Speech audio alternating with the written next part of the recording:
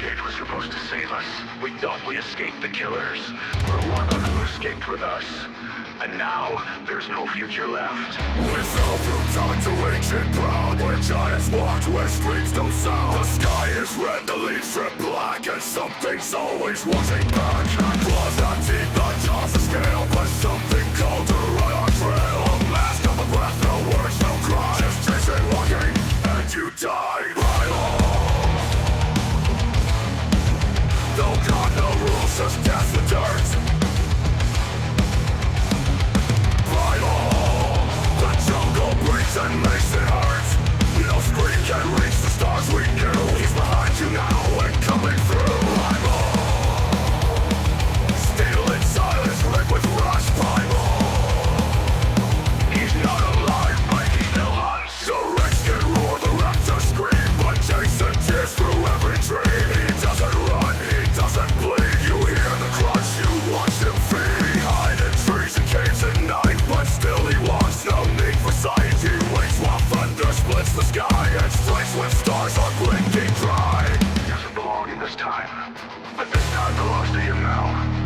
Not even the dinosaurs challenge him, because even they know what death is.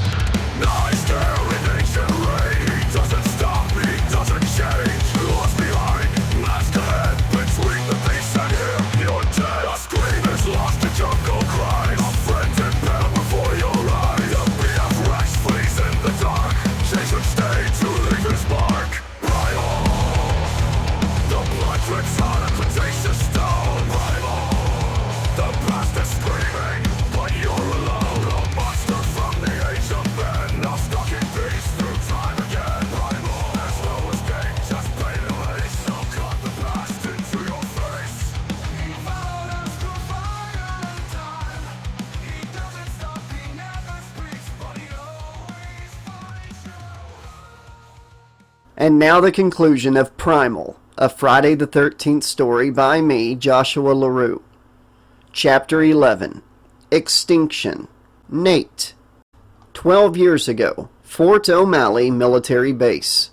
The midday sun scorched the dry training field, baking the dirt into cracked plates beneath the boots of nearly 50 recruits.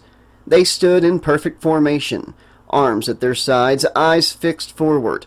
Nate Wynn, lean and sharp-eyed even then, was dead center, his face soaked with sweat, his heart pounding beneath his olive-drab uniform. No one dared speak. No one blinked. Boots crunched over the dust. Drill Sergeant Morse paced in front of them like a hawk stalking prey, broad-chested, tanned like leather, and carved from war itself. His southern stern voice hit with the weight of thunder and the precision of a rifle shot. "You think you're ready?" he said, calm but cutting. "You think you're soldiers because you put on a uniform and shaved your head?" He stopped, looked them over with the cold stare of a man who had seen real battle. "You came here with names, histories, dreams.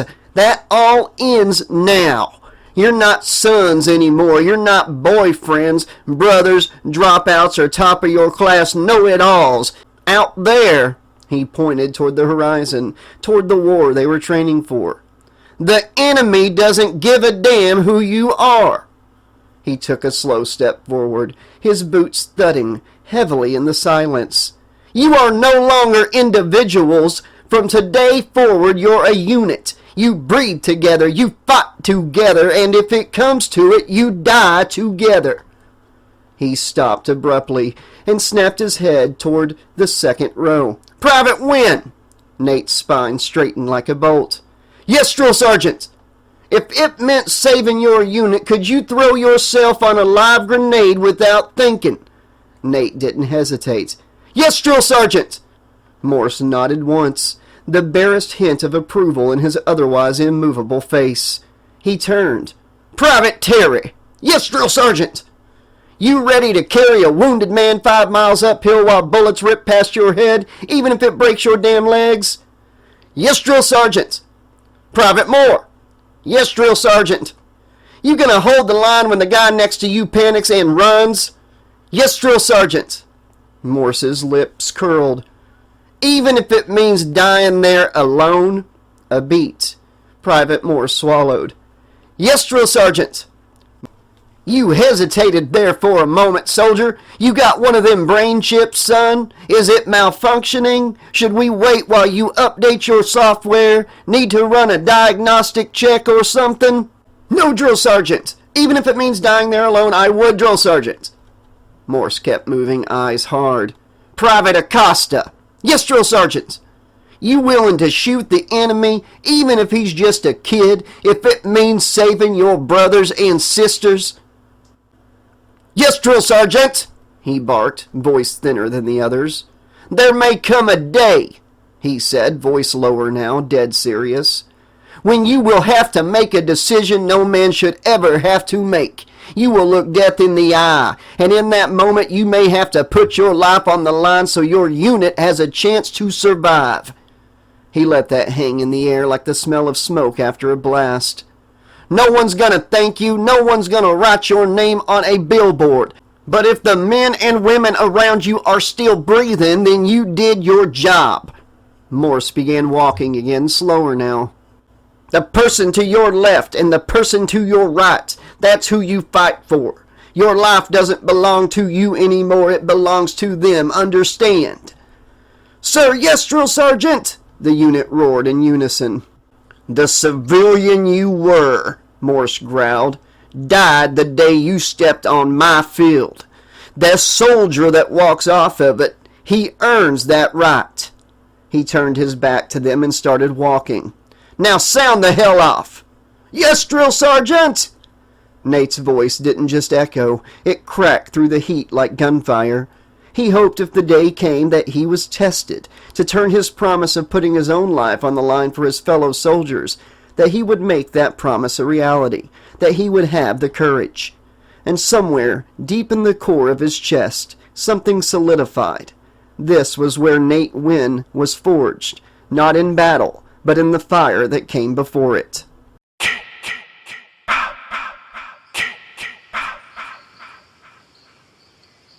The wrecks in front of the Jeep and the wrecks behind it were closing in, slowly, deliberately, their massive heads tilted as they studied the Jeep and the small creatures inside.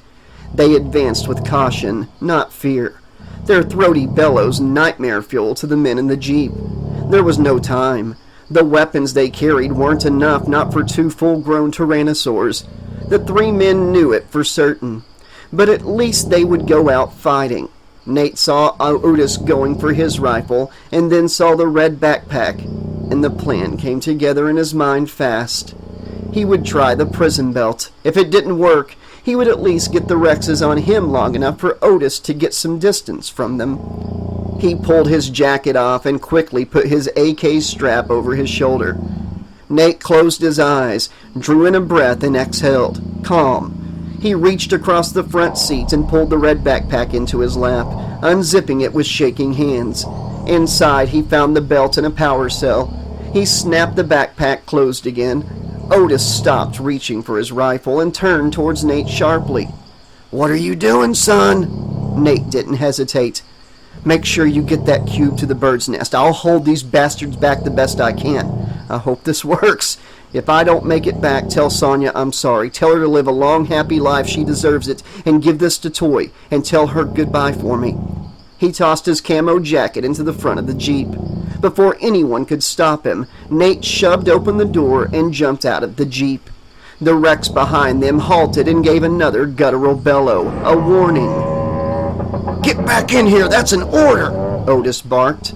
Nate didn't flinch. "You quit, remember? You're not my superior anymore. When it's clear, go." He quickly strapped on the belt, popped in the power cell, and looked back to Otis. "I'd do this in the Jeep, but we can't chance them following. I have to stay here and hold them back." Otis didn't like it, but he was a soldier too. He understood Nate was doing this no matter what. He wouldn't let his possible sacrifice be in vain. Otis nodded once, clenched jaw. "You're a real goddamn soldier, Wynn." Nate just smiled. Branson was still staring at the wrecks in front of them, his heart pounding so hard he could hear it in his ears. His legs were trembling uncontrollably. He wanted to be brave like Nate, but he was close to bolting, even though he knew it would mean death. Then, with a deafening roar, the Rexes moved. They charged fast, thunderous. Nate slammed his hand down on the siren's button. The high-pitched frequency exploded into the clearing, echoing. It worked instantly. The female Rex screeched and halted, just inches from sinking her teeth into the windshield. Both Rexes groaned, thrashing their heads and clawing at the air with their stunted arms, trying to block out the piercing sound. They dipped their massive skulls, roaring in agony. Branson covered his ears, wincing. The Rex in front of the Jeep still blocked their path. Nate turned toward it, taking one last glance at Otis. "Make sure Sonya and Toy make it," he shouted.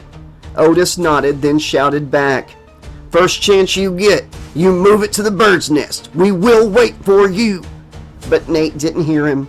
He was already moving, stepping toward the front of the Jeep. He pressed the invisibility button on the belt. In an instant, he vanished. It was as if he'd never been there at all. Nate moved silently toward the lead Rex. As he approached the beast, it tilted its head, uncertain. Then it began to sidestep, backing slowly toward Branson's side of the Jeep, edging closer to the jungle. Branson held his breath.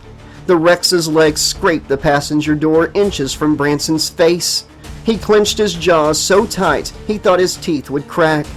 Fuck sticks, Branson whispered to himself. Otis prepared to drive. Both Rexes were now behind them. "Nate," he called, eyes darting around. "Are you clear?"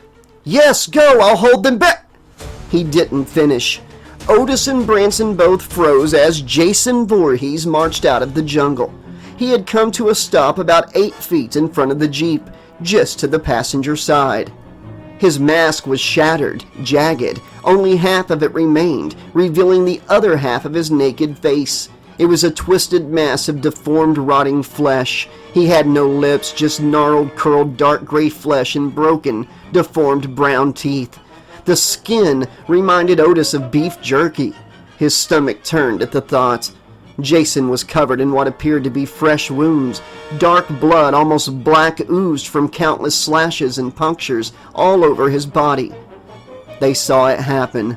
Though Nate was still invisible, Jason somehow sensed him. With eerie precision, as Nate was telling Otis to go, that he would hold the Rexes back, Jason had thrust his machete into thin air, and Nate's words had been cut short. The blade vanished into nothing. Then, in an instant, the tip of the blade appeared. Blood sprayed out. Some struck the windshield of the Jeep. They saw the tip of the machete blade still there, floating, soaked in blood, glinting red in the light. It dripped to the ground below. Jason's right hand held the handle tightly, the rest of the weapon invisible except for the bloodied end. Nate screamed, a raw, painful sound. Jason had ran the machete through Nate's back, and the blade had burst from his chest in a spray of blood. Jason ripped the blade backward. It shimmered back into view, crimson and dripping. Nate screamed again as the blade was pulled free of his body. He collapsed at Jason's feet. He fell to his knees, holding his chest. Then he fell to his side and laid over onto his back. He looked up at Jason standing over him. The Rexes remained frozen by the siren's shriek. "Oh, Jesus, go, Otis!" Branson yelled. "We can't leave Nate. He may be alive," Otis snapped, hoping he was right. Jason gripped the machete with both hands and raised it high, blade facing down. He didn't flinch at the siren, didn't even glance at the Rexes, still staggering nearby. All his attention was locked onto Nate's unseen body. Otis lunged between the seats, grabbing his rifle. He twisted, leveled it at Jason. Branson leaned his seat all the way back, eyes shut tight. Otis's finger tightened on the trigger. But before Otis could shoot, and before Jason could administer the coup de grace, a monstrous, unholy sound exploded from the jungle behind them. A primal roar.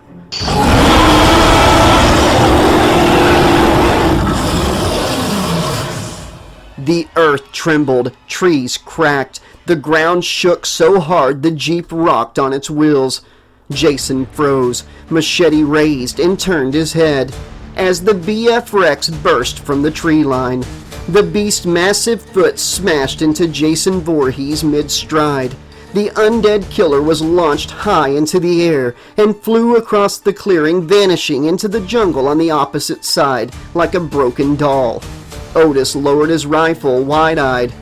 "Well, you don't see that every day," he muttered. The BF Rex towered above them. It was nearly double the size of the other two Rexes, bone white with jagged red tiger stripes carved across its back. Black spikes jutted from its head, spine, and tail. The tip of its massive tail ended in 3 large spikes. 2 small dark horns curved above his large eyes. Unlike the Tyrannosaurs, the BF Rex had long arms ending in hands with 4 large sharp claws. It let out another roar, louder than before. Its hands reached up, clutching at its own ears, furious. The siren wasn't stopping it, it was enraging it. The BF Rex hadn't noticed the Jeep, not yet. Nate lay on the ground, invisible, blood pouring from the wound in his chest. He tried to scream, tried to shout to Otis to drive, but only a croak escaped his lips. Otis was entranced. He was terrified. The BF Rex scanned the ground, searching. It couldn't see Nate, but it tried to pinpoint the source of the sound.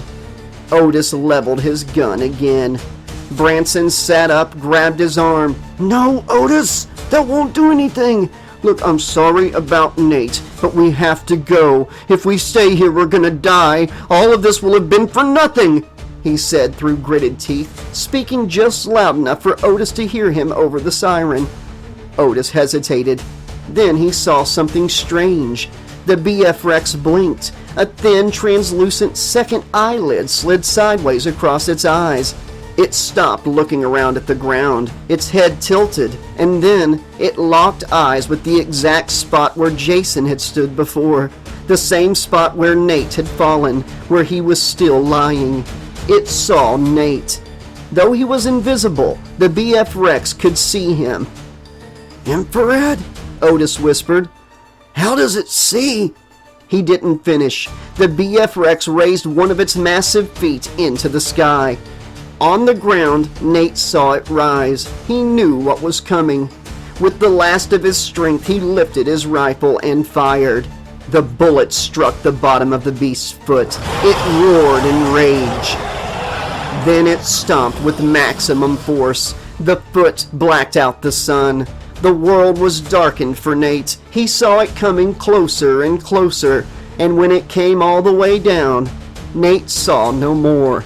In that instant, the siren from the belt ceased to sound. All was quiet again. The Tyrannosaurs shook their heads, trying to clear away the pain. At the sound of the gunfire, Otis had shifted into drive and pressed the pedals to the floor. Even though Nate was invisible to the older soldier's eyes, he still didn't want to see that massive foot land. The Jeep launched forward as the foot struck Nate in the ground he lay on. The earth behind them quaked. Boom! The vehicle actually left the ground for a brief moment from the force of the impact. Otis and Branson bounced in their seat. Behind them, the BF Rex turned. Now it definitely noticed the Jeep. It gave chase. Each step thundered across the earth. The sound was like bombs dropping in rhythm. It was gaining. Branson turned his head. The beast was alongside them, running even with the Jeep. "Go faster!" Branson yelled. "I'm trying!" Otis called back. The BF Rex lunged, its mouth open wide, rows of yellow blood-stained 2-foot-long teeth gleaming. The stench of its breath hit them, hot, rancid, full of rot. Then, from the side, the female Rex charged into view, snarling, and bit down on the BF Rex's neck. The doe and buck Rex were done running from the giant intruder of their territory. They were going to stand their ground. The monster roared in rage, yanked sideways. The male Rex appeared seconds later, snapping at its legs and flanks. The 2 Tyrannosaurs were attacking together. Otis kept his eyes forward. "I hope they tear each other apart." Branson stared out the rear window, still breathing hard. "I'm very sorry about your friend, Otis, but if he hadn't done what he did, we'd all be dead. The Rexes would have gotten us before Jason even showed up." Otis nodded solemnly. "I know, thank you. He was a great soldier." He looked ahead again, jaw tight. "He was a great man," Otis added. Nate had died, so the rest of his group, his unit, could live. His promise had been kept.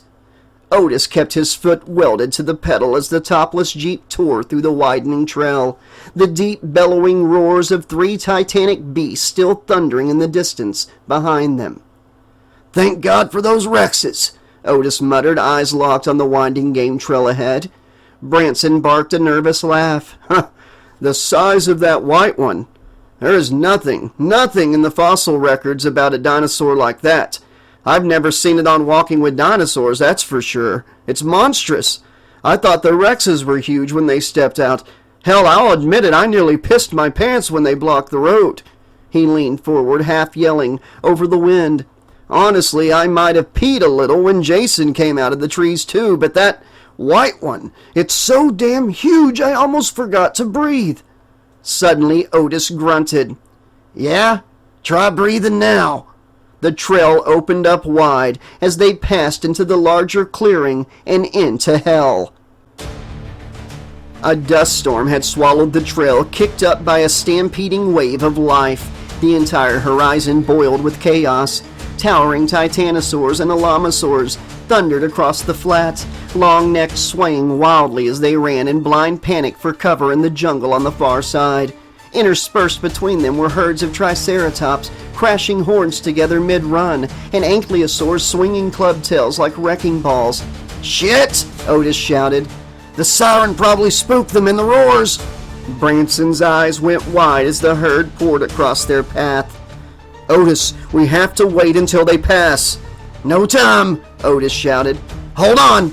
The Jeep shot forward. The sound was deafening, bone-vibrating impacts of ancient feet pounding the earth, screeches and bellows. The Jeep weaved into the chaos, threading the needle between stampeding herds. A titanosaur leg, like a living column of flesh and scale, slammed down just feet in front of them. Otis swerved sharply, tires kicking up a rooster tail of dirt as they passed underneath the beast's swaying belly. Branson ducked instinctively, shouting, "Be careful! Do you know what you're doing?" "Been a military man my entire life. I've gotten out of scrapes worse than this," Otis yelled back. "Worse than stampeding dinosaurs? Where the hell were you deployed?" Branson shouted. Otis ignored him and concentrated on making sure they got the backpack and its contents back to the bird's nest. Another titanosaur loomed to the left, and Otis cut hard right, only to see a triceratops barreling across his path. He yanked the wheel. The Jeep clipped the beast's flank, bouncing off it like a pinball and nearly losing traction. Branson shouted, "We're gonna get crushed!" Otis didn't answer. He didn't have time. He jerked the wheel again, narrowly slipping between 2 ankylosaurs. One let out a furious grunt and whipped its tail in panic, just as the Jeep passed behind it. Crack! The club tail slammed into the rear driver's side. The entire Jeep lifted on 2 wheels, spun halfway sideways in midair, and nearly flipped. Branson screamed, legs braced against the dashboard. Otis fought the wheel with everything he had, correcting hard. They landed on all fours, barely. "It got us!" Branson screamed out. He was a little embarrassed at how he was acting, yet at the same time he was terrified beyond rational thought. A jolt shuddered through the frame. "Jeep's still running!" Otis yelled triumphantly. "Good! I want to keep running too, though!" Branson shouted, coughing on dust. "You want to try not getting us flattened?" A triceratops rammed another in front of them. One toppled over, slamming into the ground with a sound like a building collapsing. Otis swerved again, driving straight beneath an alamosaur's arched belly as its tail cracked past, inches from Branson's head. "Jesus Christ on a cracker!" he yelled. They plunged through a narrow corridor of lumbering legs and thundering feet, the smell of dust, sweat, and primal fear choking the air. For a second, Otis had no idea where the trail was. There was no trail, just stampede. He spotted a gap in the madness ahead. "There! Hang on!" The Jeep surged forward, swerving past a last ankylosaur, swinging wildly. Then they came out into an empty clearing as far as they could see ahead. Otis hit the brakes, tires locking up as they skidded to a stop. The stampede far enough behind them now. Dust rolled past them. They sat in stunned silence. Branson blinked. "Are we dead?" Otis patted his chest. "If we are, I better not still owe alimony when we get back," he laughed. Branson let out a wheezing laugh. "God, prehistoric car chases. I can mark that off my Cretaceous bingo card." "Huh?" Otis asked. "Nothing. Inside joke." Otis grinned and glanced back at the trail behind them. "I hope all that chaos slows down whoever wins the battle of the bastard Rexes, if they decide to come our way." "Hopefully we'll be gone by then." "Indeed," Otis replied.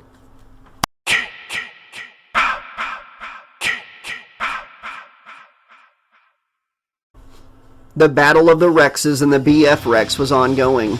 The mated T-Rexes had indeed decided to stand their ground. The BF Rex had barged into their territory, killed all 4 of their hatchlings. The Rexes had run twice. Live or die, they would not run a 3rd time. The Doe Rex roared in fury as her jaws clamped down onto the BF Rex's thick, armored thigh, drawing blood. The buck slammed into the larger predator's ribs from the opposite side, the power of his charge sending up a shower of blood and cracked scales. The BF Rex, towering over both, screamed, not in pain but rage. A thunderous, guttural bellow rolled out from its gaping jaws as it staggered momentarily under the 2-pronged assault.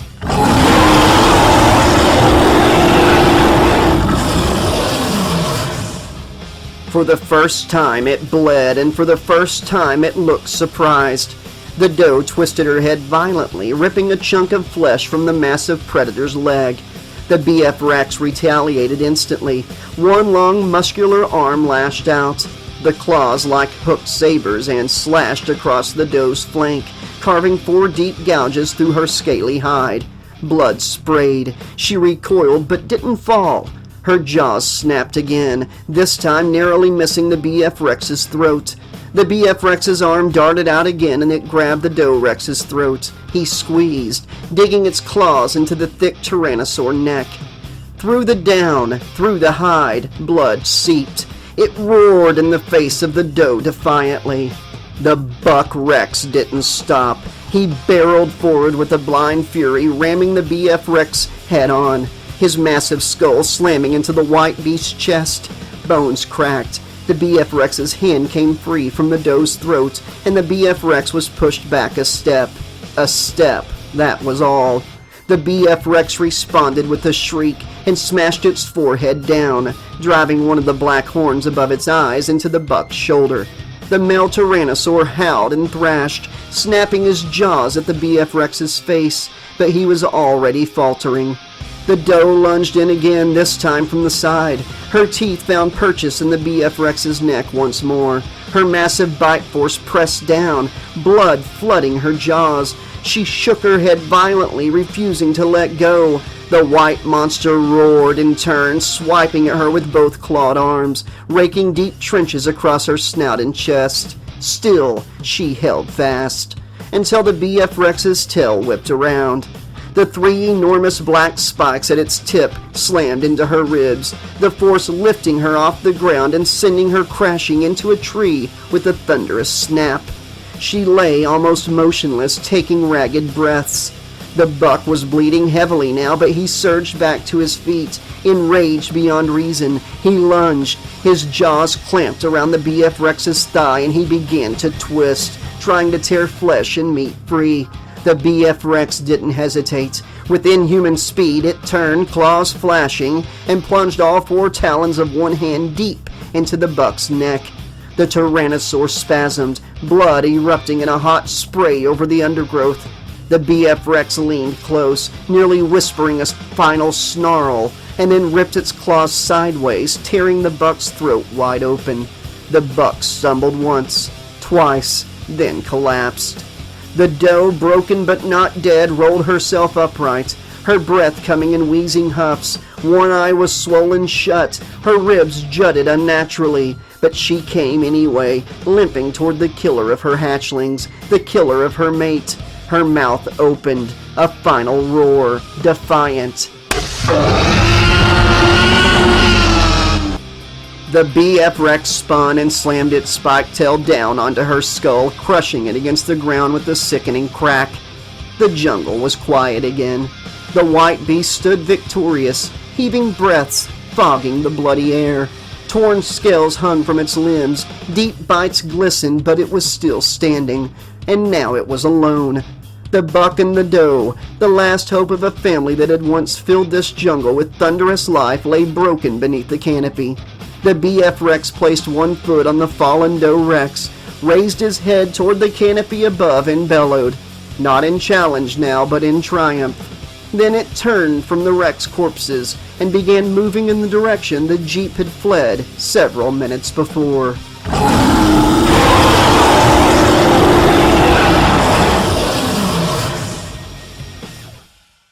Otis and Branson had caught their breath, got their heartbeats back down to a healthy beat, and Otis had begun driving again towards the bird's nest. Otis glanced to Branson's lap where he still held the tablet from the backpack. Even during the stampede, he'd held on to it tight.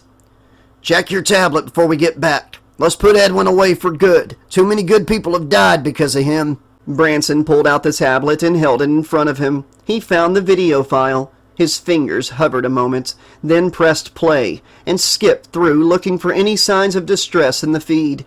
Then he saw the two men getting out of the Jeep. They entered the jungle, and then they were at the Rex's nest. He watched the close call when the buck showed up, saw them activate their invisibility belts. Then came the moment in the thin clearing. Joshua's invisibility belt faltered. The power cell was dying. He heard Prism taunt Joshua for information, threatening to let him become Rex shit if he didn't talk. Branson skipped ahead. The T-Rexes had retreated, startled by the belt's siren. Then the BF Rex arrived, and the Tyrannosaurs fled. He jumped forward again in the video and saw Joshua becoming visible as Edwin took the power cell from his belt. The BF Rex was coming. Joshua reached out, grabbed Edwin's ankle. The feed jolted. Branson saw the bottom of Edwin's boot lashing forward, striking the glasses in Joshua's face. Once, twice. Then Edwin fell, scrambled, ran into the jungle. That's when Branson heard Joshua screaming after him, his voice raw and echoing. "You killed me, you motherfucker!" What followed was almost unbearable. Branson heard Joshua begging, sobbing for his mother, screaming up at the creature that held him high. "Let me go, you son of a bitch! Put me down! God help me! Mom, help me!" Joshua's tinny voice rang out from the tablet's speaker, distant and desperate. Then came Edwin's voice, faint and unmistakable from the jungle. "Does he taste good? Why don't you take a bite? You know you want to!" Edwin jeered, his words followed by Joshua's screams.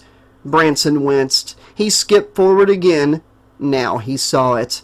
The roof of a monstrous mouth, sharp teeth descending, Joshua gasping for breath. Branson shut off the tablet. His face had gone pale. "Did you hear all that?" he asked in a flat, numb voice. "Enough of it," Otis replied from the driver's seat. "Good God, I mean, I knew Edwin probably let the man get killed or even played a part, but this, Jesus Christ, this is some sick shit," Branson muttered, shuddering. Otis gave him a solemn look. "At least now we know for sure." "Yeah, now we know," Branson said, though his voice made it sound like he wished he didn't. As the game trail opened up to a full clearing, they could see the large sprawling lake off to their left again. They were able to also see the broken perimeter fence still a ways off in the distance.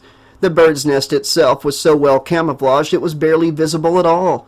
Edwin's invisibility paint was disturbingly effective in practice. Otis tapped the earpiece in his ear. "Sonia, can you hear me? Is everything good there?" A pause. "Yeah, everything is good here. It's been quiet." "Are you all okay?" Sonia's voice asked through the static. Otis hesitated.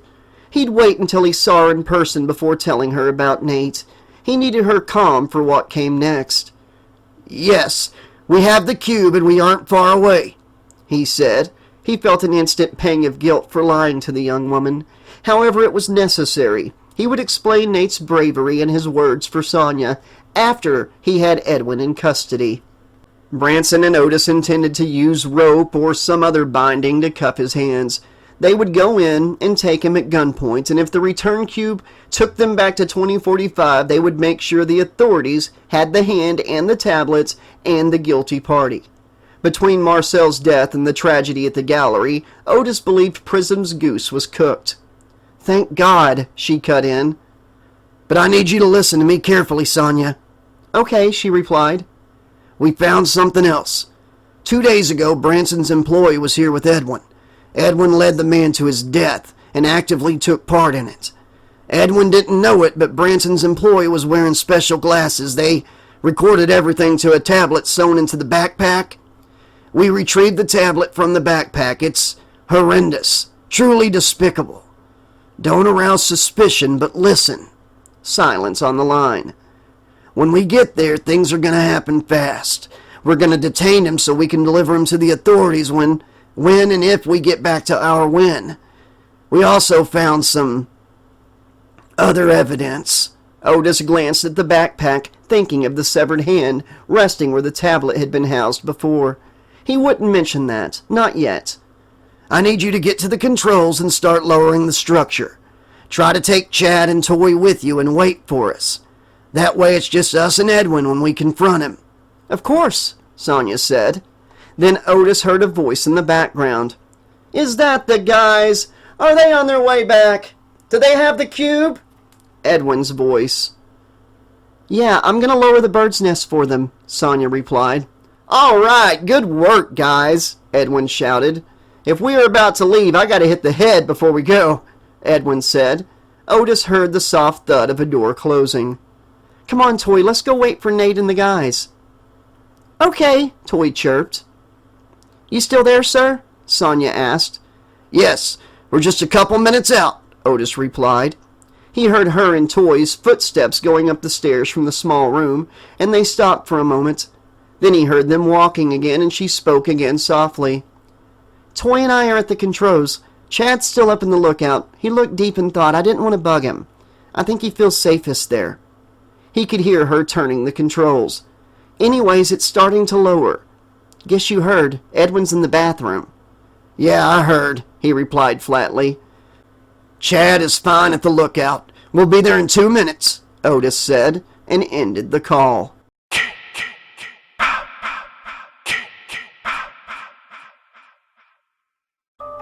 Edwin. Earlier that morning, Edwin squinted. Through the fog, a massive snout emerged. Dinah-Sucus from the night before. They had their scent. They'd returned. Bethany shoved the barrel of her gun into Edwin's back again. "Move!" Edwin had a choice. He could risk getting shot, or he could definitely get eaten alive by an ancient beast. The choice was simple. He was not becoming a dinosaur's breakfast today. He'd rather take a bullet. He stopped walking. The barrel of Bethany's gun jabbed into his back again as she was forced to come to a stop as well. "What are you stopping for?" Bethany shouted. "I said go, now!" Suddenly, Edwin dropped to one knee and spun, tackling her to the ground. As he landed on her, he quickly reached down and pulled her sidearm free from its holster. He sprang up and sprinted back toward the gate. As he ran into the thick fog, he shoved the handgun into the waistband of his counselor's shorts and pulled his shirt down over it. He made sure he kept his back to Branson while Bethany was eaten by the giant crocs. And when the pteranodons had come for her remains, followed by Otis and the gang showing up in the Jeep, he had a plan. He waited for a moment he could slip away quickly. Then the moment arrived, during the chaos at the pteranodons and the explosion at the fence. Edwin slipped off by himself. He moved quickly into the structure, up the steps to the lookout, down the small stairs to the sleeping quarters, and into the compact bathroom. He bent, removed a small air vent from the curved wall at floor level, placed the gun inside, and replaced the vent. He turned and sprinted back through the room, up to the lookout, and down to the front door. He tried not to reveal his heavy breathing. Looking out into the fog, he saw Jason going after Francis. "Looks like Francis is up Schitt's Creek," he said with a chuckle.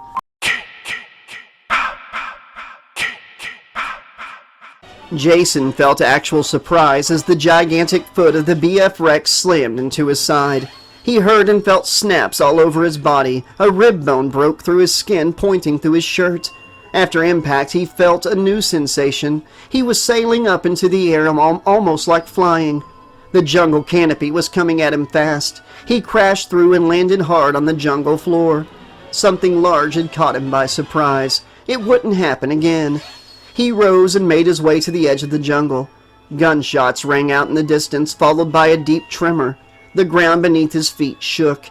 He stepped forward, parting thick foliage. Through the trees, he saw the Jeep, the one driven by the man who had taken him away from his home, speeding away, fleeing from 3 massive dinosaurs. The largest of the 3 ran after the Jeep. The other 2 followed. The large one went for the Jeep. Jason, deep inside, did not want the dinosaur to kill the men in the Jeep. They were his, especially the driver. Then the 2 smaller dinosaurs came up behind the largest one and began to attack it. The creatures were tearing into each other, their blood spilling onto the ground in great dark splashes. Jason watched for only a moment, then he began to walk.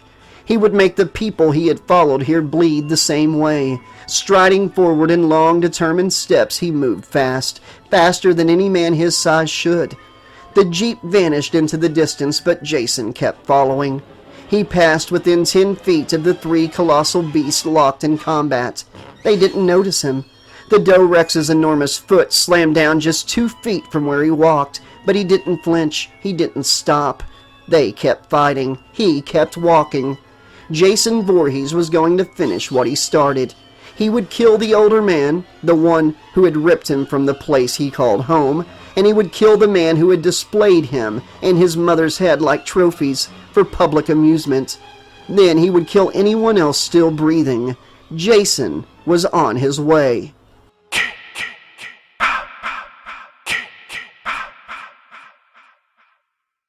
Otis pulled the Jeep to a stop outside the bird's nest structure.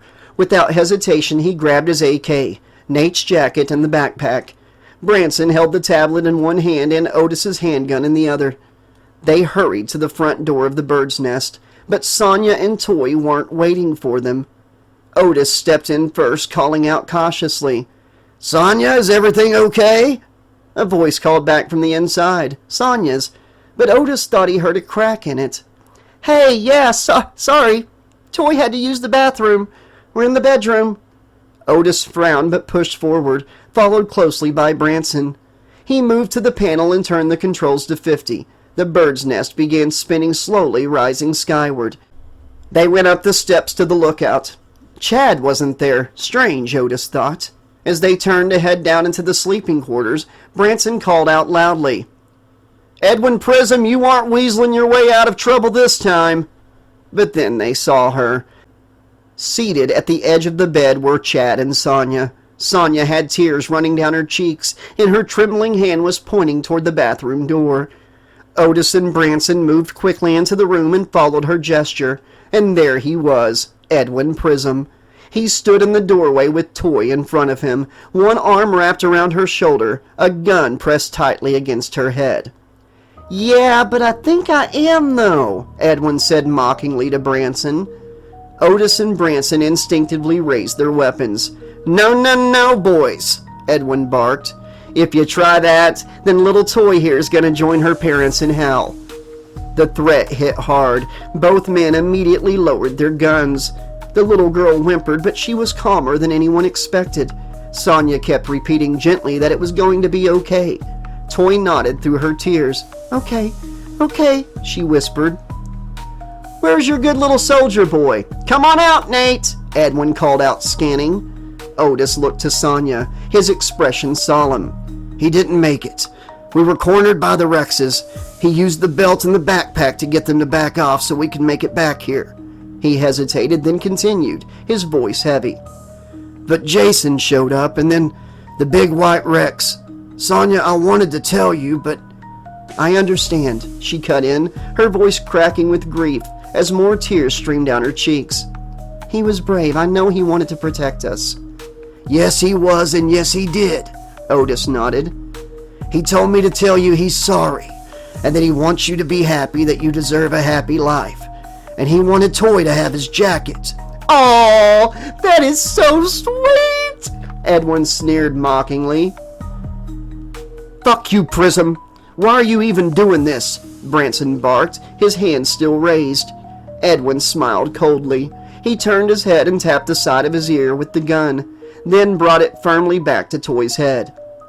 "I was listening to my favorite Cretaceous morning show, Sonia and Otis in the Morning on Crystal Lake Cretaceous Radio." He mimicked a cheesy DJ voice. Then he turned his head and held up the hand with the gun in it and quickly pointed to his own radio headset. The earpiece matched Sonia and Otis's exactly. He returned to pointing the gun at Toy's head.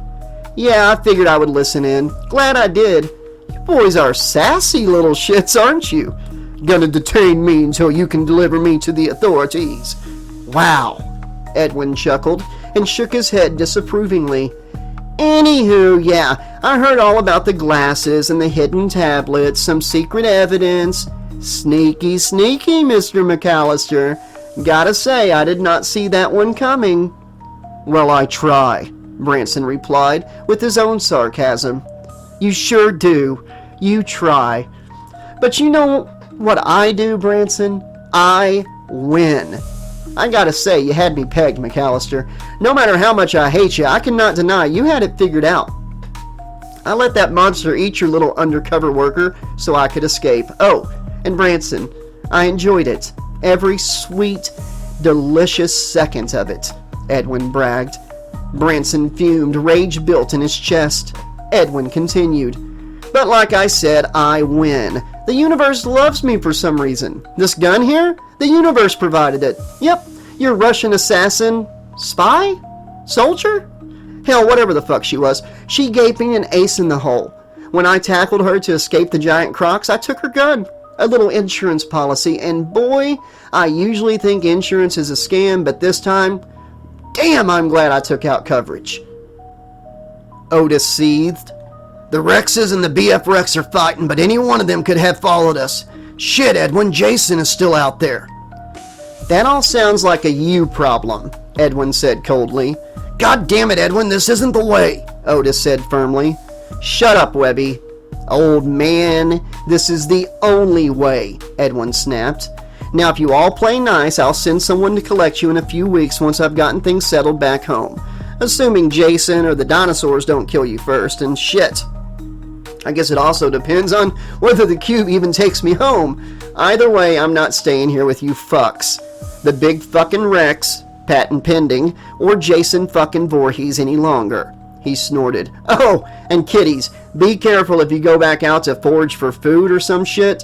We've been lucky so far, but there's a pack of raptors out there led by this vicious motherfucker. You don't want to cross their path, trust me," Edwin laughed. A loud mechanical click echoed through the chamber, the familiar noise of the bird's nest reaching maximum height and locking into place. "Anywho," Edwin said, grinning, "let's take this party to the lookout."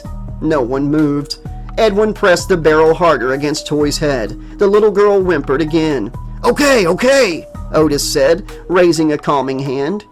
Edwin motioned for Chad and Sonia to join Otis and Branson. They stood slowly and walked over, joining the two men. Edwin kept Toy close as he guided her forward. Together, they all backed up the stairs slowly, Edwin and Toy following behind. When they reached the lookout, Edwin gave the next order.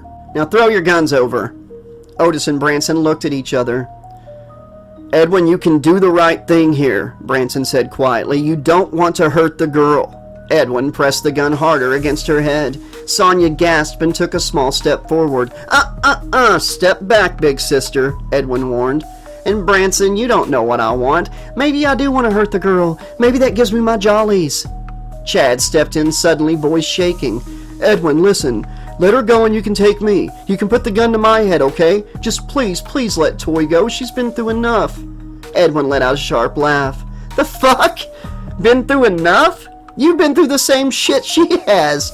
So by your logic, I shouldn't take you at gunpoint either." He sneered, the darkness in his voice growing colder. "Truth is, she was just the easiest to grab, and we are way past the point of no return, so I'm just gonna see this one through, okay?" He turned to Otis and Branson again. "Guns over the balcony now." Reluctantly, they tossed their weapons over. "You too, Sonya," Edwin said. "I know your sacrificial lover boy gave you a piece to hold on to. You don't hide it well, sweetheart." Sonya clenched her jaw. Slowly, she pulled the gun from the back of her waistband and tossed it over as well. "Now the tablet, put it in the bag," Edwin said coldly. Branson handed the tablet to Otis. Otis knelt and unzipped the bag, pulling it open wide. His eyes fell on the 2 power cells sitting at the bottom. Carefully, he placed the tablet inside. Edwin's gaze narrowed. He noticed Otis's hands linger longer than necessary. "Hurry it up, Webster," Edwin barked. Otis withdrew his hand, now holding a bottle of water between his index finger and thumb. "Sorry, I'm an old man, saw the water, and my throat's a little dry, but I'll put it away." He tucked the bottle into his jacket pocket and, unseen, let one of the prism power cells slide into the same pocket. "What is this other evidence, and if I think you're bullshitting me, I'll blow the boy's head off." Branson couldn't chance it. "His hand! We found Joshua's hand. At least we think it is," Branson said with a chill. "Oh yeah, if it was near the backpack, then yep, that was his hand," Edwin said with a sick grin. "Is it in the pack? Show it to me." Branson knelt and pulled out the bandana. He unfolded it and showed Edwin the hand. "Good job, Branson. Come on, everyone. Give this man a hand." "Oh wait, he's already got one." Edwin laughed at his own joke. "I gotta admit, it's a little strange. It's not every day a man gets to see his own handiwork." He laughed harder. Then he straightened, his grin disappearing, replaced with a look of granite. "Wrap it back up, put it in the main section with the tablet." Branson did as he was told. "All right, Otis, grab the cube and hand it to Chad." Otis nodded, retrieved the cube, and handed it to Chad. Chad stepped slowly in front of Edwin and Toy, placing it on the ground. "Sorry, Chad, I just don't want Otis that close to me. I know how he thinks. He might do something stupid." Edwin smiled grimly. "Now, Otis, grab the prism power cell from the bag and hand it to Chad. Once he gives it to you, Chad, come stand by the cube. I'll tell you what to do." Otis reached down and picked up the remaining power cell from the bag. As he held it, Chad extended his hand. Otis looked at Edwin, then at Toy. "Fuck you, Prism." With a flick of his arm, Otis hurled the power cell over the balcony. It sailed far enough to go over the perimeter fence and land in the grass a few yards from the fence. Edwin's face turned beet red. "Otis Webster, you stupid son of a bitch! Do you want me to kill the girl or something?" "No, and you won't kill her. You got what you want. You have the cube. We'll lower the bird's nest to the ground level. You step out, and you let Toy go. We don't have guns. You do. We go back up. You go home, or wherever." Otis remained calm, collected. Edwin let out a short, bitter laugh. "You really think you're the hero, don't you, Webb? Think protecting this girl wipes the slate clean? You made this all possible. My collection, everything. You really believe all the death those killers caused since you snagged them for me can be forgiven just because you saved one kid? No, I know it can't be wiped away that easy, but hey, I don't claim to be the hero of humanity while being a complete psychopath," Otis replied. "But you can't argue. We both get what we want. It's a win-win." Edwin considered that for a moment, and he nodded. "Chad, see that clip on the corner of the cube?" Chad nodded. "Pick it up and clip it onto the waistband of my jeans." Chad obeyed, clipping the cube in place. "Now hand the backpack to LaToya," he ordered. Again, Chad obeyed. LaToya took the backpack in a shaking hand. "Now everyone to the controls." They all moved. Otis turned the dial to 0 and the bird's nest slowly began to descend. Edwin stood by the door, gun still pressed to Toy's head. No one spoke. Toy whimpered, softly, her sobs rising slightly in pitch. Sonya stayed in her line of sight, repeating calming words. "It's going to be okay. I won't let anyone hurt you." "Don't lie to the girl," Edwin sneered. "You can't keep that promise." "Screw you," Sonya snapped back. Edwin grinned darkly. "Oh, if I only had the time, I might take you up on that. Seeing how you're single now, right?" "Oof, I'm sorry. Too soon?" The structure reached the ground. Sonya immediately stepped forward, kneeling before Toy. "Get back!" Edwin shouted. Sonya ignored him and quickly hugged Toy, whispering something rapid and soft into her ear. "I said get the fuck back!" He kicked her hard, sending her to the floor. Otis and Branson both surged forward, but Edwin shoved the gun tighter against Toy's head. Otis softened, helped Sonya up instead. "You okay?" he asked. "Yeah, I'm okay," she said, brushing herself off. "Remember what I said, Toy. I love you." Toy nodded. "Enough!" Edwin barked. "Open the door, Chad." Chad opened the door and stepped back. Edwin backed out, still holding Toy, gun tied against her temple. They moved toward the broken fence line. "Okay, send her back and we'll go back up," Otis shouted. Edwin glanced behind them and saw the power cell lying a few yards past the broken section of fence. Without removing the gun from Toy's head, he backed all the way to it and knelt and picked it up. "Send the girl!" Otis called. "Hold your horses, ye old fart. Don't you know the ye old rules? He who hath the gunneth maketh the ruleths," Edwin mocked. Holding the power cell awkwardly between his pinky and palm, Edwin unclipped the cube from his belt and sat it down, kneeling beside Toy. He took the backpack from her and set it on the ground. His grin widened. "It's been real and it's been fun, but it hasn't been real fun. Parting is such sweet sorrow, etc., etc." He slammed the power cell into the cube. Nothing happened. His smile vanished. He pulled it out and tried again, sliding it in slower this time. Still nothing. Edwin fumed, yanked the cell back out and stared at it. Dead. Otis had palmed the good power cell and left the dead one for Edwin. He turned his eyes to Otis, rage building. Slowly, with one hand still on the gun, he reached across and began to creepily stroke Toy's hair. "Nice try. No dice, though," he growled.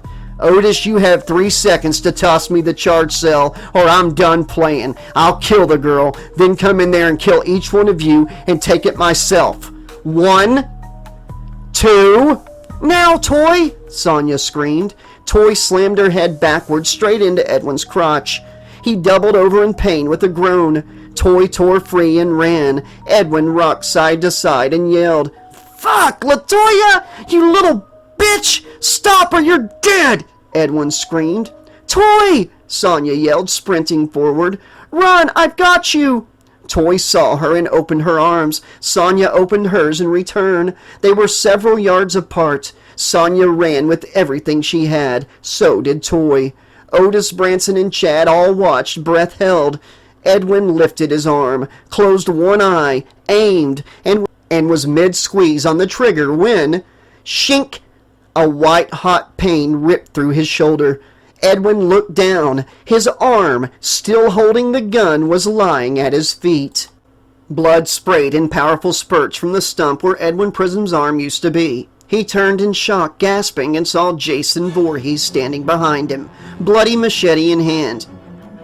Jason looked more savage and primal than ever. His mask was shattered in half. The side of his face that showed was grotesque. No lips, dark, gray, decayed skin, yellow-brown teeth, bone exposed. His single visible eye bulging with rage.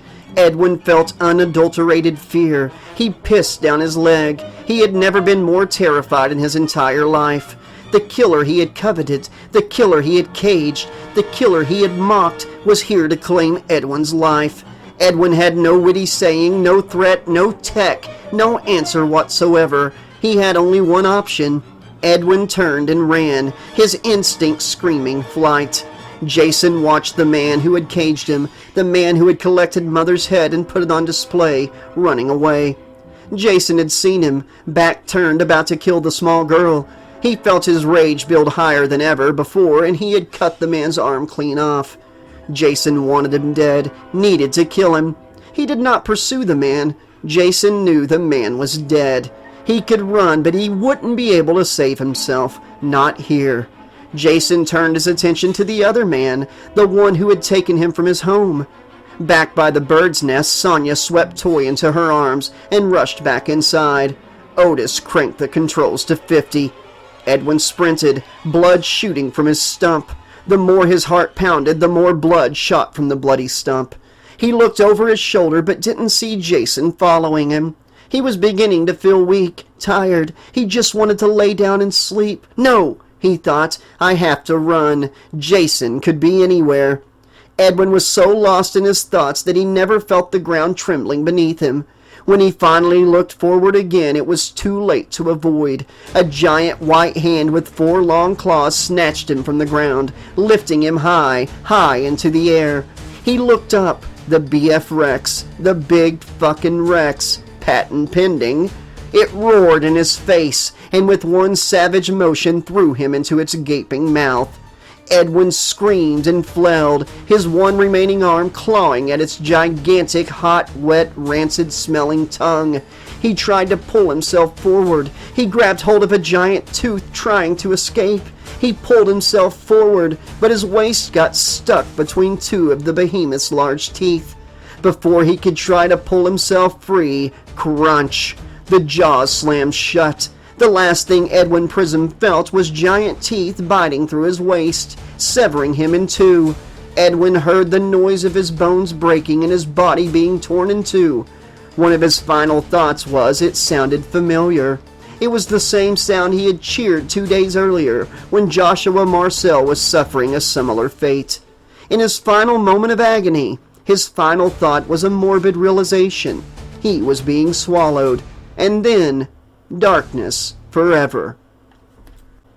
Inside the bird's nest, the structure slowly rotated up the cylindrical base, groaning as it climbed higher, rising steadily back to its original position, 50 feet in the air. The group had just witnessed the horror. Edwin Prism's arm had been severed by Jason, and then, moments later, he ran screaming straight into the jaws of the BF Rex, which snagged and devoured him like a snack. "Well, I guess we know who won the fight," Otis said. "I don't like our odds against something that can beat 2 Tyrannosaurus Rexes," Otis said worriedly. "At least it and Jason took care of our Edwin problem." "It isn't the justice I was hoping for," Branson said solemnly, staring out into the clearing. "But it's justice nonetheless. In the end, he was a monster, completely. Worse than Jason, actually. At least Jason didn't try to hurt Toy. He walked right past her when given the chance." Otis nodded in agreement. "At least he can't hurt anyone else," he said. Then Otis turned back to Toy and Sonya, emotion flooding his voice. He felt more guilty than he had in his entire life.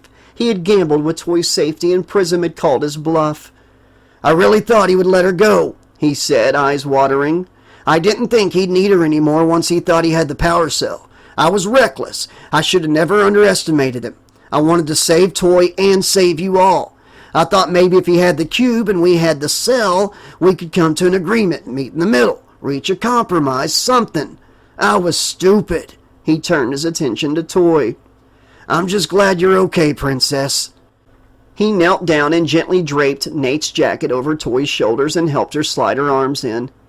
"This belongs to you now, honey," he said, and then alternated looks between Toy and Sonya.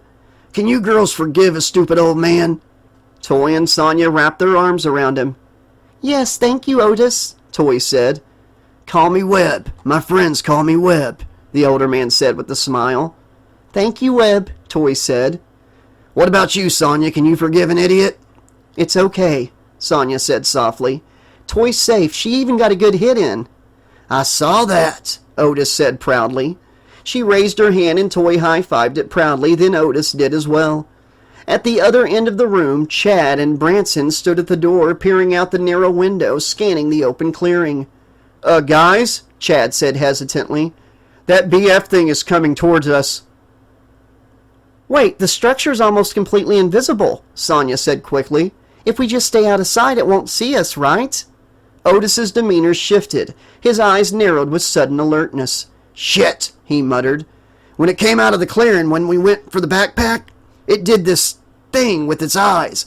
It found Nate even though he was invisible, like it was infrared thermal vision or something. This thing is like nothing I have ever heard of in my entire life. I don't know, but if it's able to see heat signatures, then no, we may not be hidden."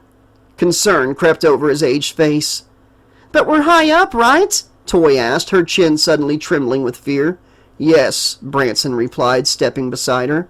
We're at 50 feet.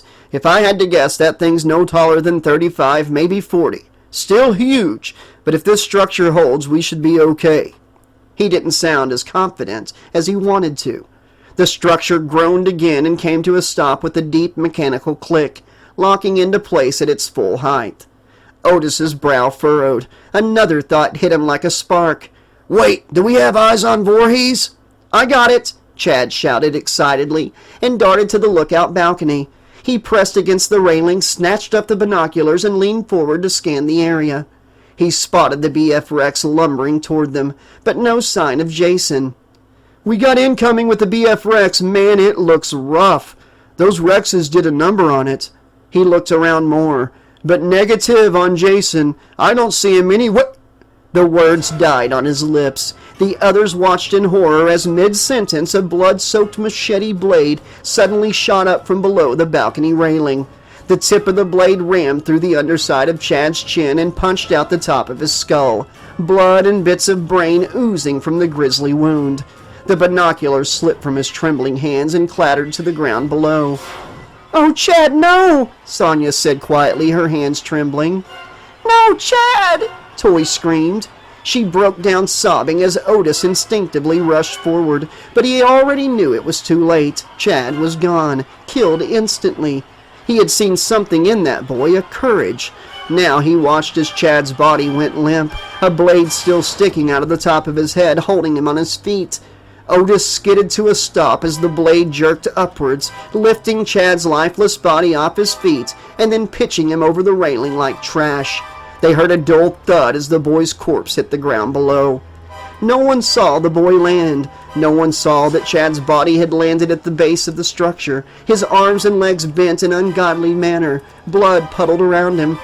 Otis lowered his gaze from where Chad had stood and could see the killer now. Jason Voorhees was holding onto the base of the lookout. The undead Camp Crystal Lake killer had hitched a ride on the Bird's Nest Express. He had held onto the lookout railing while the structure spun and rose 50 feet above the ground. Otis stepped forward to try and knock Jason Voorhees off the railing before he could climb all the way up. Then, a deafening roar. Close, the BF Rex coming towards the Bird's Nest. No one saw its giant left foot come down onto Chad's body, but they felt the beast slam its shoulder into the cylindrical base of the structure. The entire Bird's Nest lurched.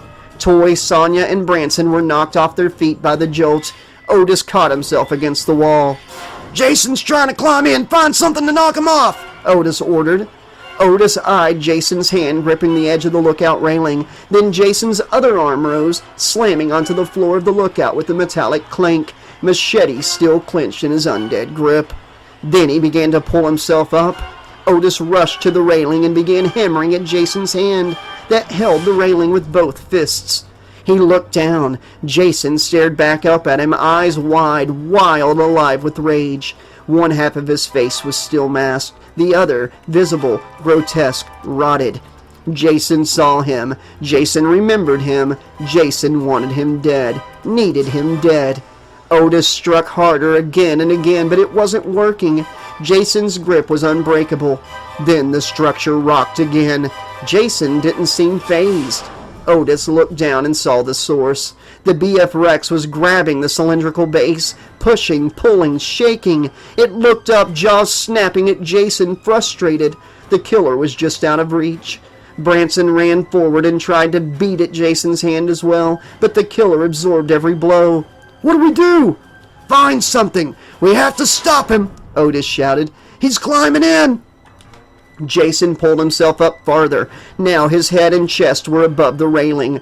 They could all see his face, half covered, half rotted, all fury. Toy screamed at the sight. Branson vanished into the study. Something he had seen earlier that morning suddenly popped into his mind. Sonia clutched Toy protectively, trying to calm her, failing. Otis kicked at Jason's face, but the killer didn't flinch. He just kept climbing. The entire structure tilted. It was subtle, but unmistakable.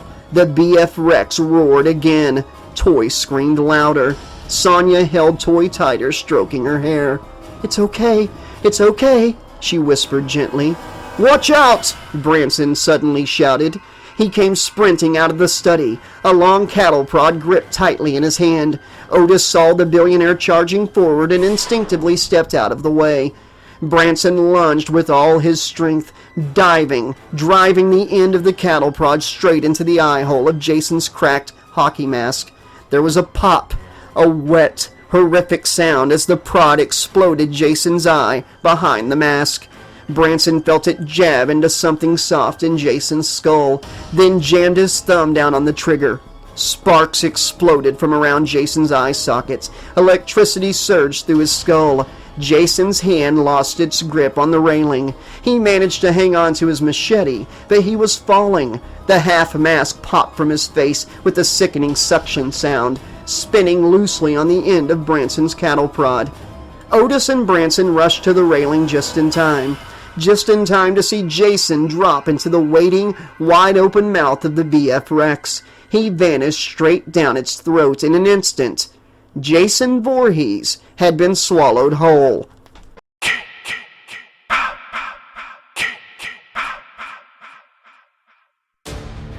The BF Rex let out another thunderous roar, then backed up. It turned and tore down a section of the dead fencing. It walked another 100 feet, then turned. It looked right up at Otis and Branson, who were standing at the lookout. Then it ran. Otis and Branson braced themselves. "Hold on, girls!" Otis yelled. The giant BF Rex slammed into the structure with the force of a god. The structure rocked violently. The entire frame tilted. The middle of the cylindrical base bowed. They were going to fall. The floor turned into a slanted incline, and everyone began sliding backwards. Otis reacted fast. He scrambled down into the sleeping quarters, grabbed the mattress off the bed, and dragged it back up the stairs. The incline caused him to keep sliding back down. Branson reached down to help pull up the mattress. Then he took Otis's hand and yanked him up, just as the structure was struck again, groaning and leaning even further. Otis and Branson rejoined the others in the lookout chamber, crawling up the curved inner wall to reach Sonya and Toy. Otis shoved the mattress behind them all, and the four huddled together, arms wrapped tightly around one another. "Listen," Otis began. Toy had tears streaming down her face. Sonya held the girl tight. Fear screamed from her eyes. "He's gonna knock us down," Otis yelled. "Oh, no, no!" Toy started yelling. Branson patted the small girl's back, trying to help comfort her, but he was terrified himself. "When we go down, when we hit the ground, I'm gonna make a run for the Jeep and lead it away," Otis declared. "No!" Sonya shouted, her voice rising. "No, Webb, please stay with us, please," Toy pleaded. "Yes, I have to give you girls and Branson a fighting chance. Now listen, take this," Otis shouted over the rumble, digging into his pocket. He shoved the charged prism power cell into Sonya's hand. "If I get it to follow me, you three get to that cube and get out of here. Don't argue, it won't work." His voice cracked. "Sonya, you take care of this awesome little girl. Branson, do good. Don't make the same mistakes Prism did." Branson started to smile, mouth opening to say something. Wham! The BF Rex slammed the structure again. A deafening crack. The group felt the world fall away around them. Time seemed to slow. And then, bam! The bird's nest struck the ground. The entire structure bounced slightly from the impact, and the group went flying. Time sped up again, too fast. Sonya tried to hold on to Toy, but the girl was pulled from her grasp. Sonya watched in terror as Toy was thrown out and away from the opening. She had held both the girl's hands. Toy had screamed and looked at Sonya with desperation in her eyes. Then she was ripped away from Sonya's grip. Sonya was also launched from the opening of the lookout, but in a different direction. The world spun. Dirt and dust exploded into the air. She hit hard. She was dazed. She had a thought that if she were a cartoon character, she'd have small birds flying around her head. She shook her head, snapped herself back to reality. She wasn't sure where Otis and Branson were. Then she heard a rhythmic thumping. The ground beneath her was trembling. She looked around quickly. Whew!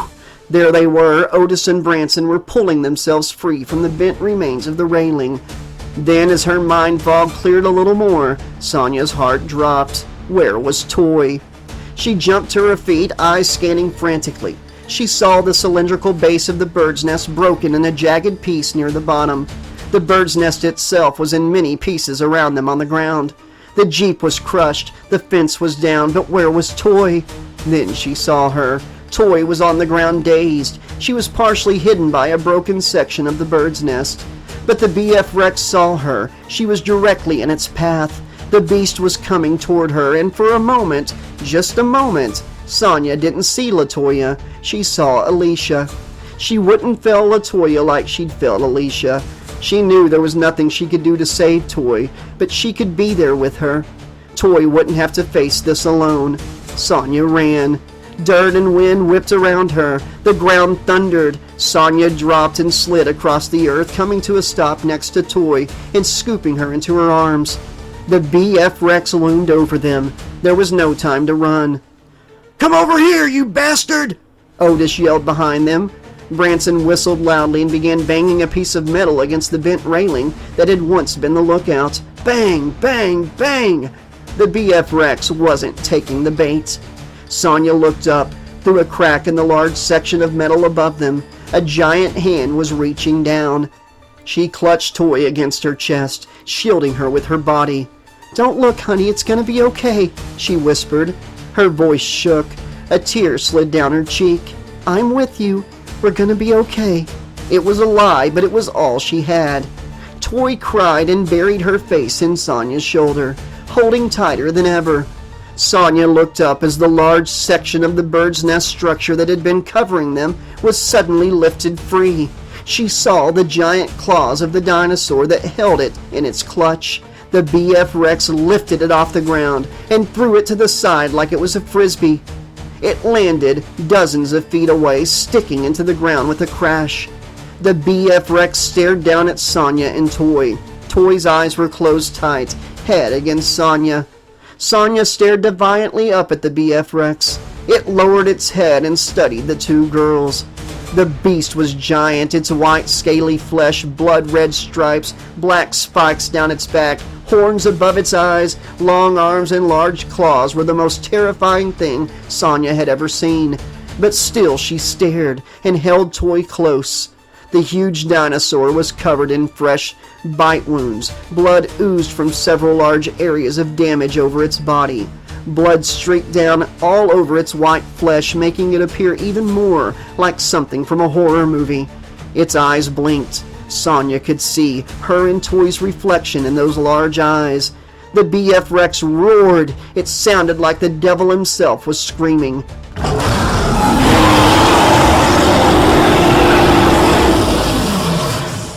Sonya and Toy were hit with a blast of hot, rancid breath, and then the beast began to slowly reach down for the girls.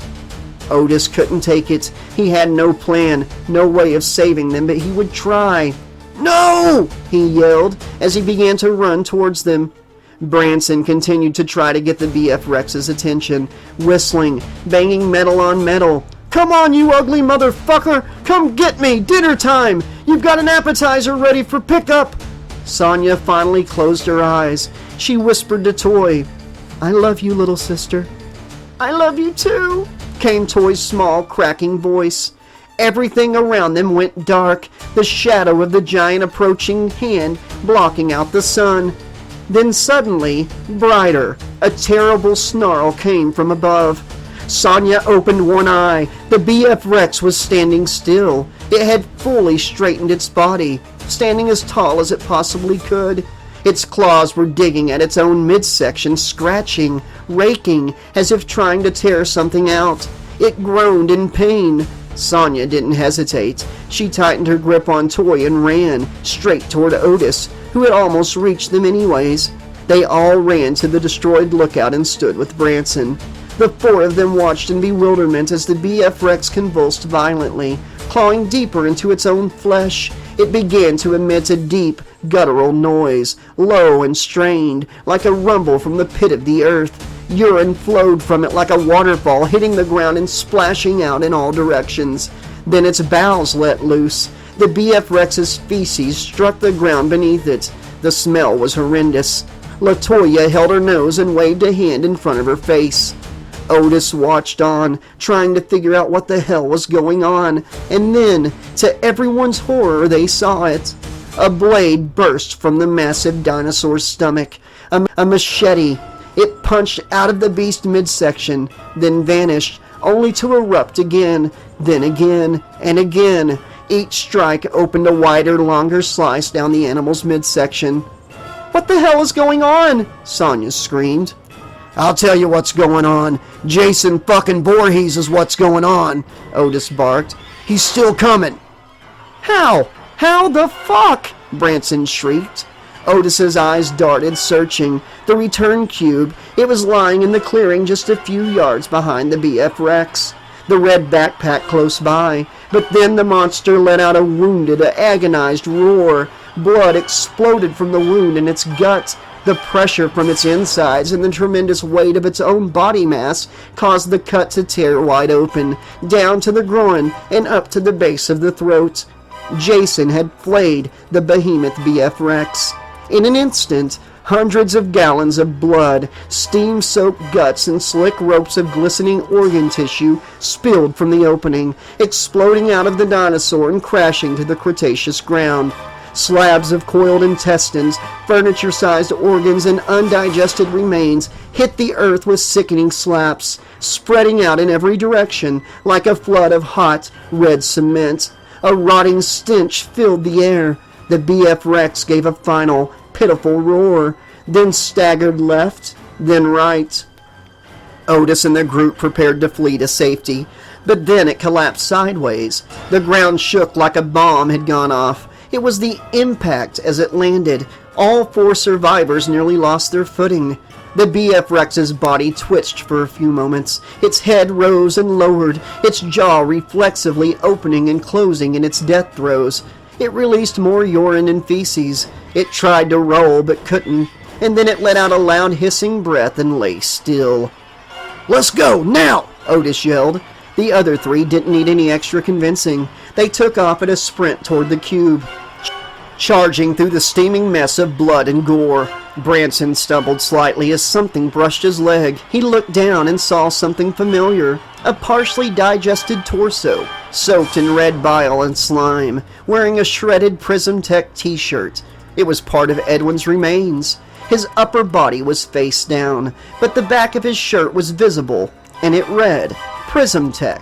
Innovation never dies." Branson gave a dry, dark chuckle.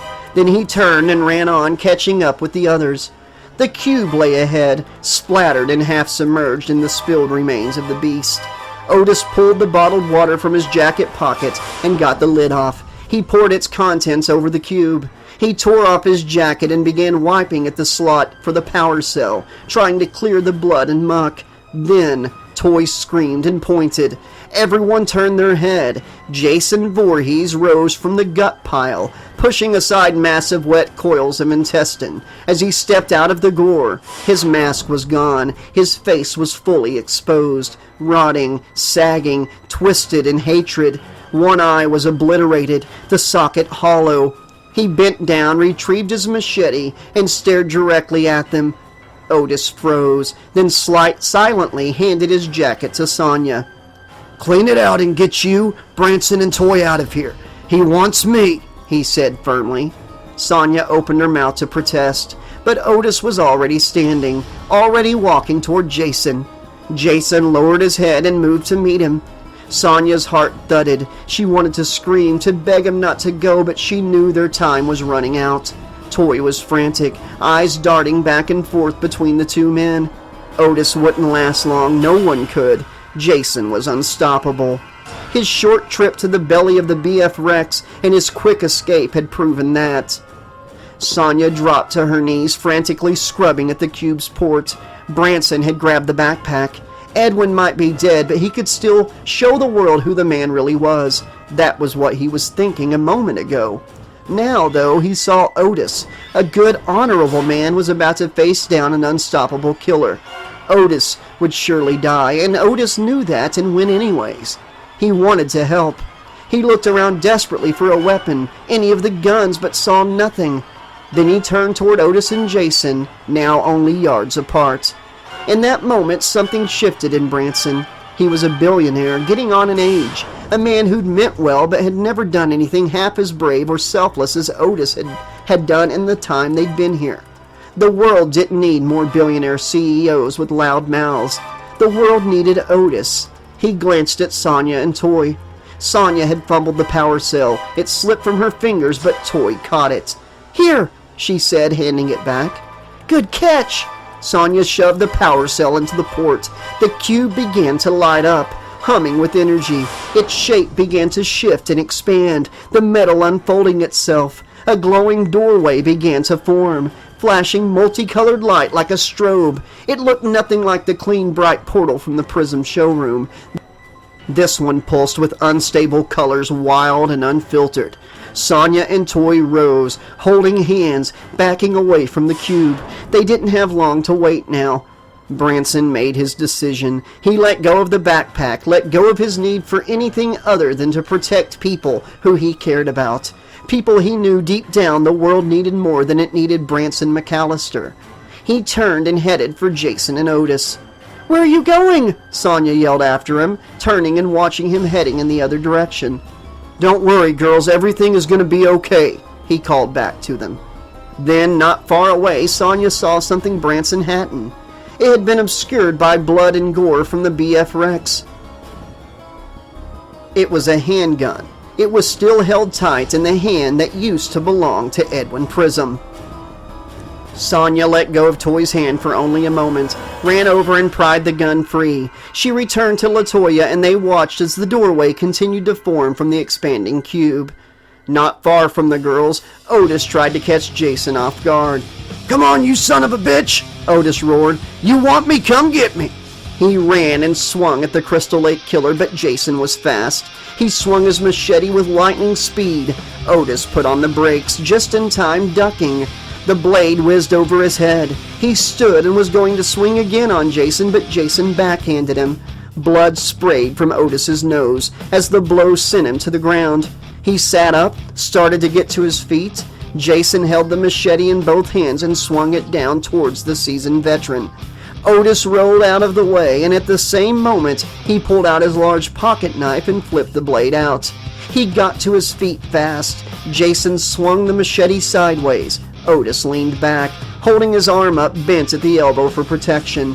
The blade sliced across his forearm. Blood began to spread across his arm. However, Otis was still a soldier through and through, and even at his advanced age, he was quick. He thrust his knife forward and shoved it into Jason's neck. The killer's eye bulged wildly as he reached with his free hand and pulled it free, throwing it to the ground. Black blood oozing from the new wound. Otis stepped back, waiting to make his next move. Not far from where the two battled, the door had fully formed. Sonya and Toy were watching, holding their breath as Otis prepared to defend or attack again. Sonya didn't have a shot. Jason raised his machete. Otis stared, ready to dodge or attack. He had made peace with the fact he wouldn't survive. He turned and saw the girls hadn't left. He knew they only had less than a minute to use the door. "Go, girls, go!" he ordered. He turned and saw the machete was coming down. He didn't have time to move. This was it. He hated that LaToya and Sonya had to see this. He only hoped they would go through the door before it was too late. Otis began to close his eyes. The blade was coming down, and then something moved past him fast. Branson McAllister ran right past Otis and slammed into Jason, wrapping his arms around the killer's waist, trying to push him back. "Go!" Branson shouted. "The girls need you, Otis, go!" "Branson, you dumb..." Otis started, but he knew he didn't have time to argue. "Shit!" Otis began quickly backing away, making his way to the girls, keeping his eyes on Jason the entire time. Jason drove his fist down into Branson's back with brutal force. Otis heard the bones snap, but Branson held tight, arms locked around Jason's waist. He grunted and gave it his all. "Go!" Branson screamed. "Protect those girls! The world needs men like you!" Jason raised both arms again and slammed them down. More cracks, more broken ribs. Branson collapsed to his knees, still holding on, still not letting go, but Jason never broke eye contact with Otis. Staring straight into Otis's eyes, Jason reached down and lifted Branson up by his throat. The billionaire tried to fight back, but his back was broken. His arms barely functioned. Jason's one good eye bulged as he pulled his machete back and then drove it straight through Branson's mouth. The blade burst from the back of his head. Sonia and Toy screamed. Otis raised his hand and in a defiant moment flipped Jason off. He would honor Branson's sacrifice. The return cube doorway didn't have long before it would self-destruct. Flashing, swirling, distorting, a multicolored vortex of time and madness. Behind them, Jason had pushed Branson's lifeless body off his machete. The undead killer marched forward, unstoppable. Otis grabbed Sonia and Toy's hands. They leapt through the doorway together. Jason quickened his pace. The doorway was disintegrating, self-destructing. He was only feet away. And then, somewhere nearby, a barking call. Familiar. A farewell. Jason turned his head for a moment in its direction. He saw at the edge of the jungle in the distance the dead-eyed king, his yellow scales still covered in dried blood, his body battered but standing. 3 hatchlings stood behind him along with a couple juveniles. Jason turned his attention back to the disappearing doorway and stepped through the portal with mere seconds to spare. As the collapsing light wrapped around him, in the final seconds before the portal disappeared, Jason Voorhees passed through time once again.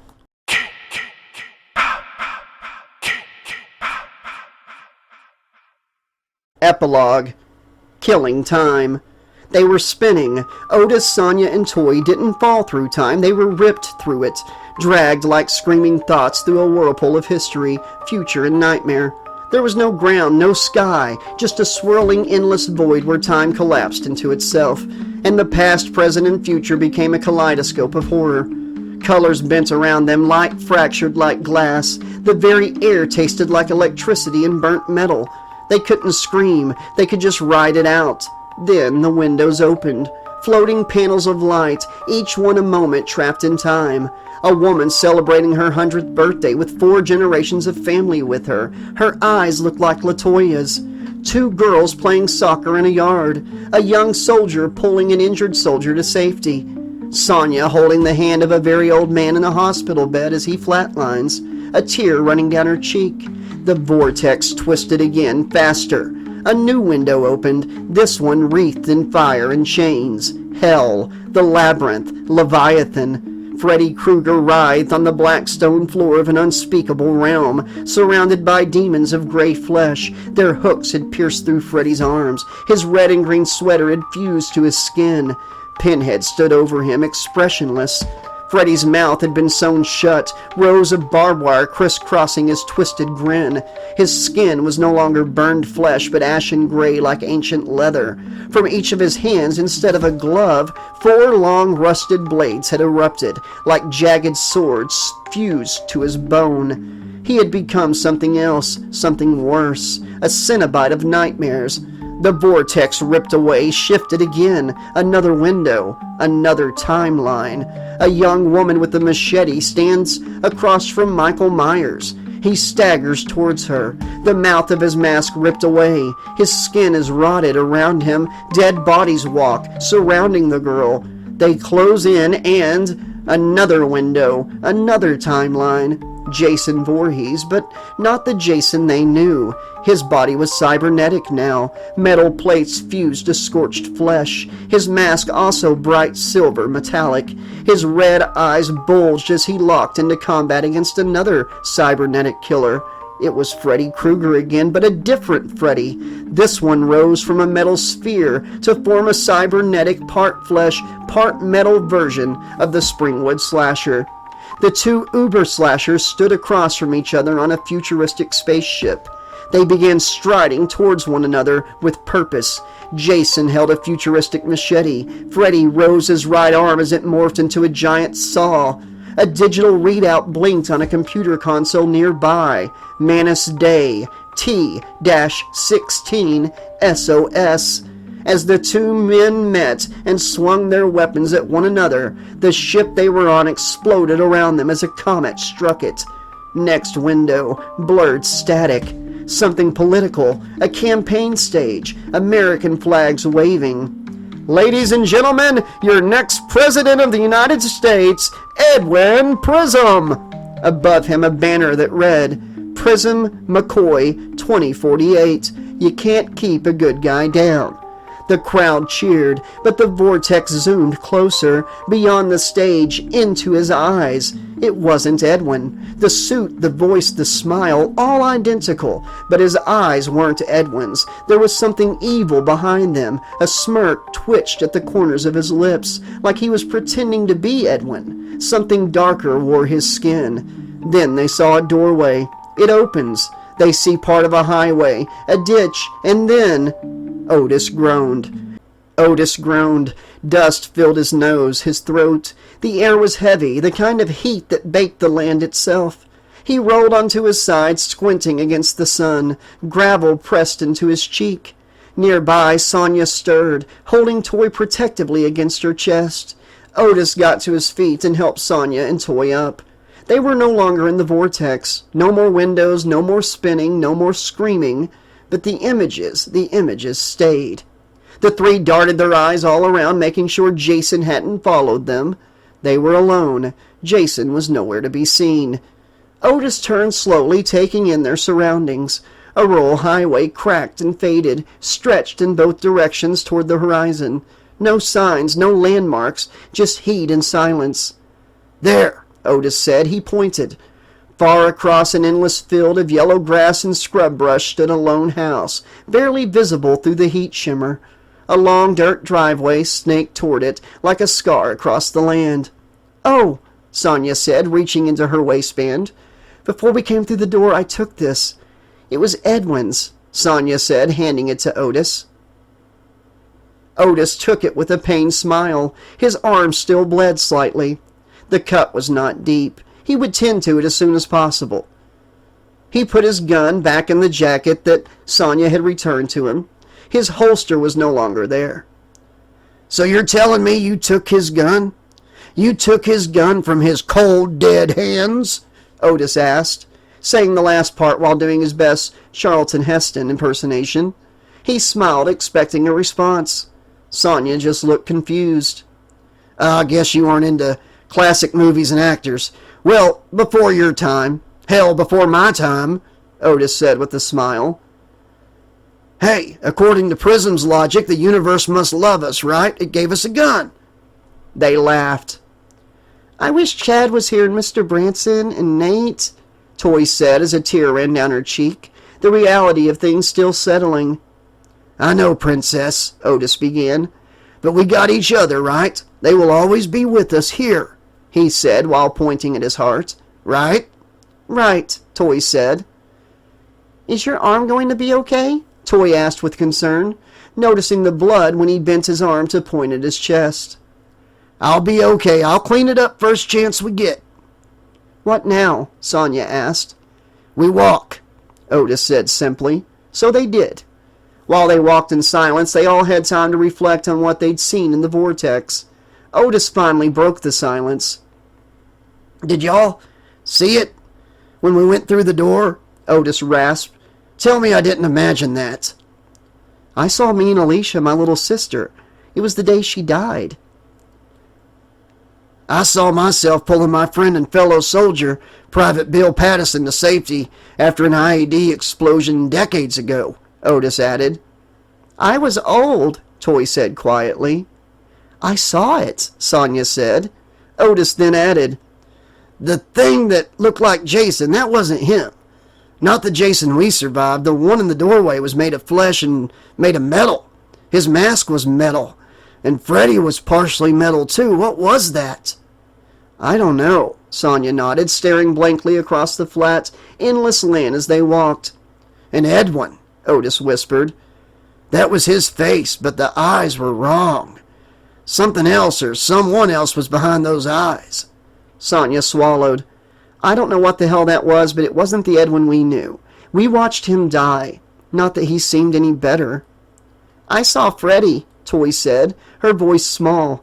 "He was different. They changed him. He had swords for his hands. There was a mean man with needles in his head. Sonia tightened her grip on Toy's hand. We saw the windows into time, not just ours, but several different times and different wheres, Sonia said, trying to make sense of it. We saw something we weren't supposed to see, Otis said. Edwin might have been a villain, but he was right about one thing. Using that return cube with the gateway damage was a gamble. We aren't back home. This isn't 2045. I can feel it. They'd only made it halfway down the road when they heard it. An engine, old, rattling, coming fast. They turned to see a dusty 1972 Cadillac approaching, sun gleaming off its chrome. It slowed as it neared them. Curious, or maybe suspicious. The windows were down. The AC probably didn't work. And then the music spilled out. I remember when Rock was young. Me and Susie had so much fun. Elton John, Crocodile Rock. Otis tensed. The driver was a white man, late 30s with a beer gut and hunting cap. In the passenger seat sat another man with a toothpick between his lips, squinting hard at the trio as they walked. A bloodied white man, a black woman, and a small black girl. Their eyes swept over them like insects, slow, measuring, judging. The music kept playing, cheerful and oblivious. Holding hands and skimming stones, had an old gold Chevy and a place of my own. The driver leaned his head out slightly, lips curling into a sneer. Race traitor, he muttered. Then the Cadillac peeled off, tires spitting up a cloud of dust. The music faded behind them, but not before one last bit of the song rang out. But they'll never kill the thrills we've got, burning up to the Crocodile Rock. Learning fast as the weeks went past, we really thought the Crocodile Rock would last. On the rear windshield, a Confederate flag decal shimmered in the sun, flapping faintly in the wind. A sticker above the license plate read, Everything's bigger in Texas. The plate's expiration was October 31st, 1974. It all clicked for Otis as the dust settled. What was that all about? Sonia asked. Looks like we ended up in 1974. We're in Texas, Otis said, a bit of worry creeping into his voice. And that, Sonia, was racism. In 2045 we have come a long ways, but this period of time was different. Not everyone in the 1970s are like the assholes in that car. But sadly, a lot of people are. Sonia gave a nervous smile. Well, at least we're not being chased by dinosaurs and Jason anymore. Honestly, I've wanted to leave Crystal Lake for a long time. Maybe this isn't the worst thing that could have happened. Can we get home? Toy asked. I think this is going to be home for a while, little sister. That's okay, though, right? Because we got each other, right? Sonia said, with the smile squeezing Latoya's hand. Toy looked up at Sonia with an even bigger smile of her own. Right! Otis didn't say anything. A small smile spread across his lips. 2045 was kind of a bust anyways. Sonia was right. This wasn't the worst thing that could have happened. It was a simpler time. Maybe he'd just try to get the girls out of the South at least. Maybe they could head to California or New York. There was endless possibilities. With life, there always is endless possibilities. And they were alive. They had survived. Up ahead, the long driveway started toward the lonely house in the field. An old beat-up mailbox was erected at the end of the drive. They got close enough to read the faded letters. It read, The Sawyers. Let's go see if the Sawyers might be the kind of folks to help some strangers who are down on their luck, Otis said with a slight grin. At least give us a little water and point us towards the town. Let's keep our guard up, though. Not everyone is as bad as the folks in the car back there. Some are good, but then again, some are worse. Otis reached into his pockets and put his hand around the gun. He would be ready for whatever came their way, good or bad. He would protect Sonia and Toy. He would right the wrongs he'd done. This was his family now, and he couldn't be happier. Sonia nodded and gripped Toy's hand tight. Then she took Otis's hand. Sonia knew Otis would look out for her and Toy as if they were his own kids. Sonia saw a small batch of yellow flowers. She stopped the group and plucked one and put it behind her ear. She did the same for Toy. Toy giggled out loud. Those are pretty. Sonia turned to Otis. Want one, Webb? Sonia let out a giggle herself. You know what, young ladies? Sure.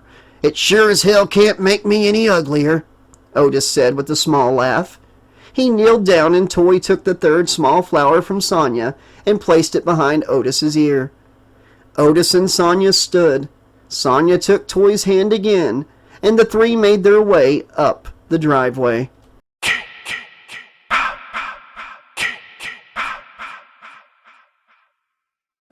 Jason Voorhees spun violently through a tunnel of fractured light and howling winds, his hulking frame flipping end over end.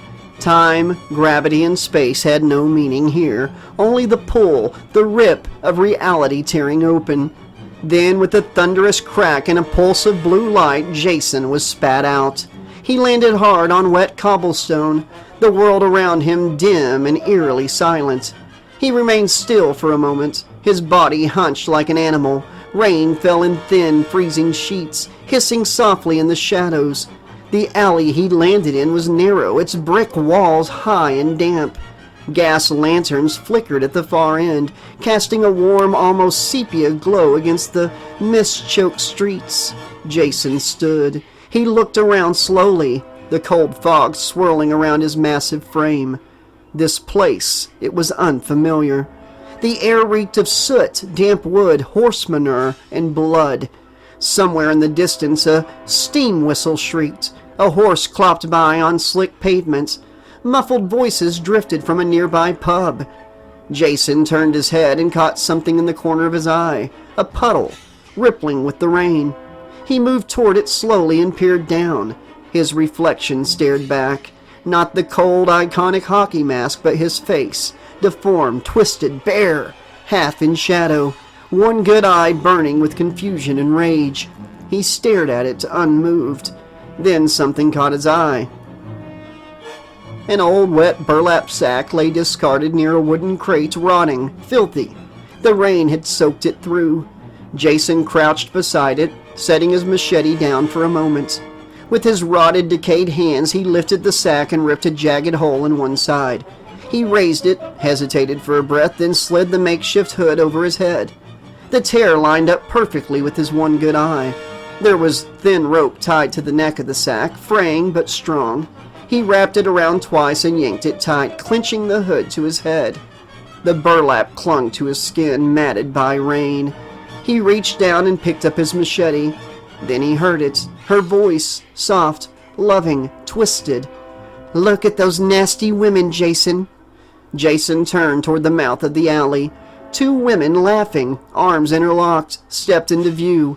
Their corsets were tight, their skirts dragging slightly in the puddles. Heavy makeup stained their faces, and their voices were warm with drink.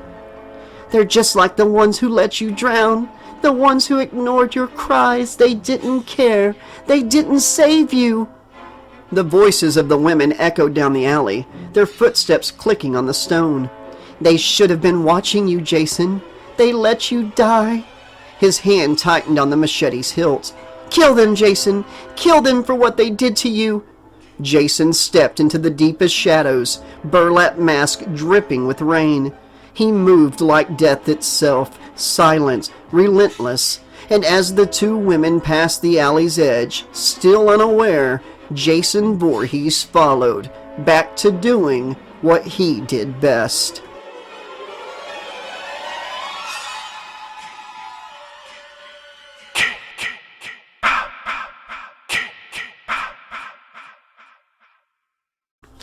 Epilogue 2. You Can't Keep a Good Guy Down.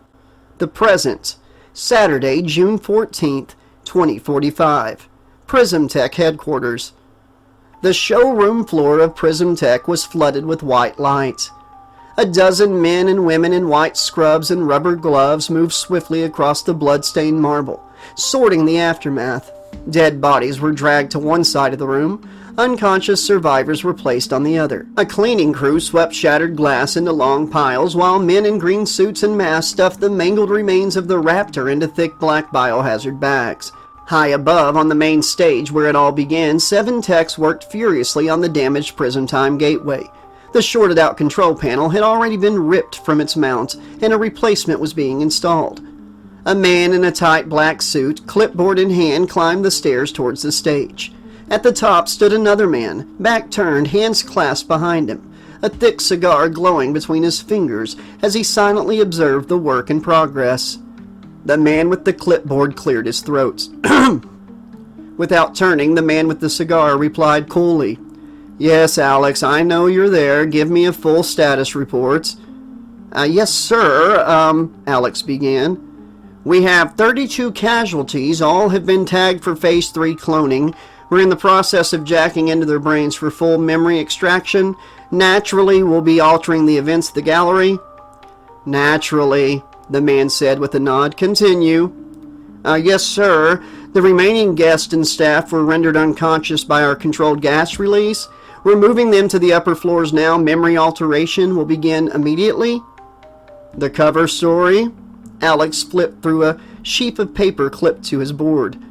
We're running with a domestic terrorism scenario. The gallery was targeted by an unknown group. We're claiming a possible airborne agent was released during the event. Full quarantine is underway. News networks and social media are pushing the narrative in lockstep. Good. Let's see, we also found one guest tied and gagged in the trunk of their car.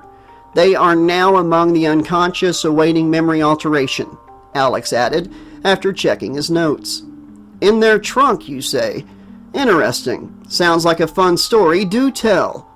"Well, it appears the culprit was Stephen Stubbs. He was the man who was barbecued at the controls of the gateway," Alex answered. Stubbs. Why does that name sound familiar?" the man with the cigar asked.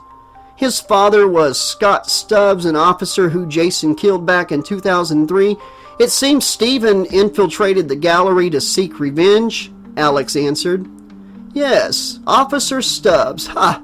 As I recall, he was killed in almost the exact same way. Interesting.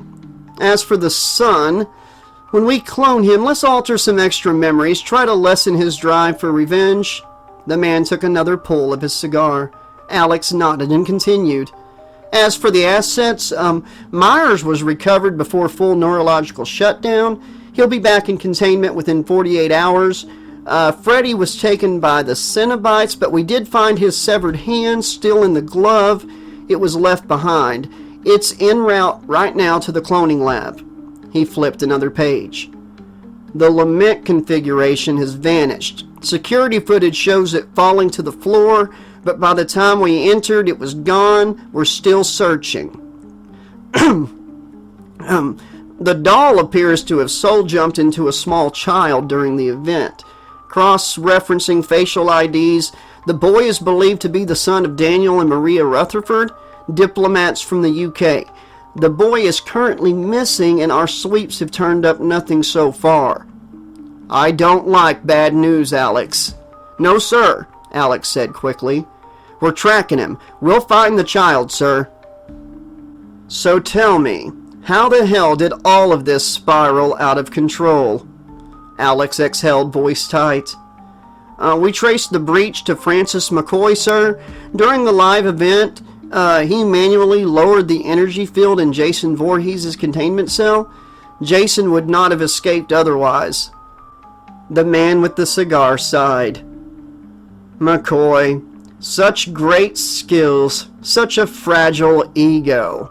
He took another pull from his cigar and finally turned around, blowing smoke toward the ceiling.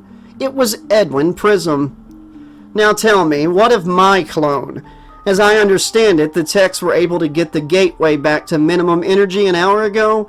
Were you able to sync with the chip?" Alex flipped to the last page. "The clone is deceased, sir. Time of death logged 2 hours and 20 minutes ago. Most of the individuals who passed through the gateway are confirmed deceased as well. We have DNA samples previously extracted from Otis, his soldiers, and the waitstaff and the ushers. We're retrieving samples for the Whitmans and the child. Phase 7 cloning will begin by nightfall." "And Branson McAllister, I understand he is among the deceased. Do we have a DNA sample of him?" Edwin asked, eyes narrowing. Alex hesitated. "He's proven to be tricky, sir. No samples in our database, but we're working on it. It may just take a little longer." Edwin frowned. That man is a thorn in my side, but we can't leave him MIA. Do what you have to. Get him into Phase 10 cloning, if needed. The hell with the cost or resources needed. Even the smallest DNA sample will do. If you need more access, you can contact our inside man at Nexus, but only if absolutely necessary. I won't risk exposing our asset unless there's no alternative, though they kind of dropped the ball not being privy to the Marcel fiasco. Anyways, try everything possible before using the asset. Understood, sir. We'll exhaust every other route. Let's use this opportunity to put this Marcel bullshit to bed.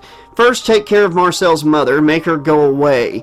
Then leave some financial breadcrumbs for the new Branson McAllister to follow.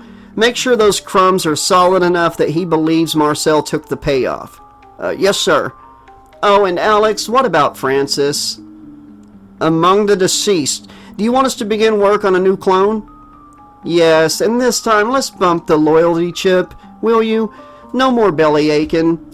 Give him an extra sappy fabricated memory, maybe me saving his dog or something heartwarming. Edwin smirked. And what of the survivors of the little trip to the land that time forgot? Otis, Sonia, and Latoya used one of the return cubes, but they won't be a problem. We were able to guide them into a chosen period. We spat them out into 1974 in Texas, not far from the Sawyer residence. Edwin raised an eyebrow. How appropriate. I was actually planning a mission for next month to collect Bubba Sawyer. We can extract him sometime after 1974, though. He took a final puff, then crushed the cigar out on a nearby still surface. And the mama's boy? Jason unfortunately made it through the return gateway too. The portal was milliseconds from closing, so we couldn't get a hold on his chip signal. We couldn't lock him into a destination of our choosing in time. He landed in Victorian England. According to regional logs, he's already active, mostly targeting ladies of the night, sir. Edwin chuckled, a dark glimmer in his eyes. So that's why I could never track down the Ripper. How interesting. Should we send a recovery team when the ring stabilizes? Edwin waved the thought away. No, let him have his fun. Sir, it seems several dinosaurs were also killed since last night. I'm sorry to report that the BF Rex was one of them. Seems Jason hacked his way out of its stomach. Also, over a dozen raptors were killed, amongst a handful of other species. Again, mostly by Jason's hand, though I am happy to report we aren't seeing any major time shifts as a result of those deaths. Hacked his way out from the inside. Wish I could have seen that. Alex, the dead-eyed king, tell me, is he?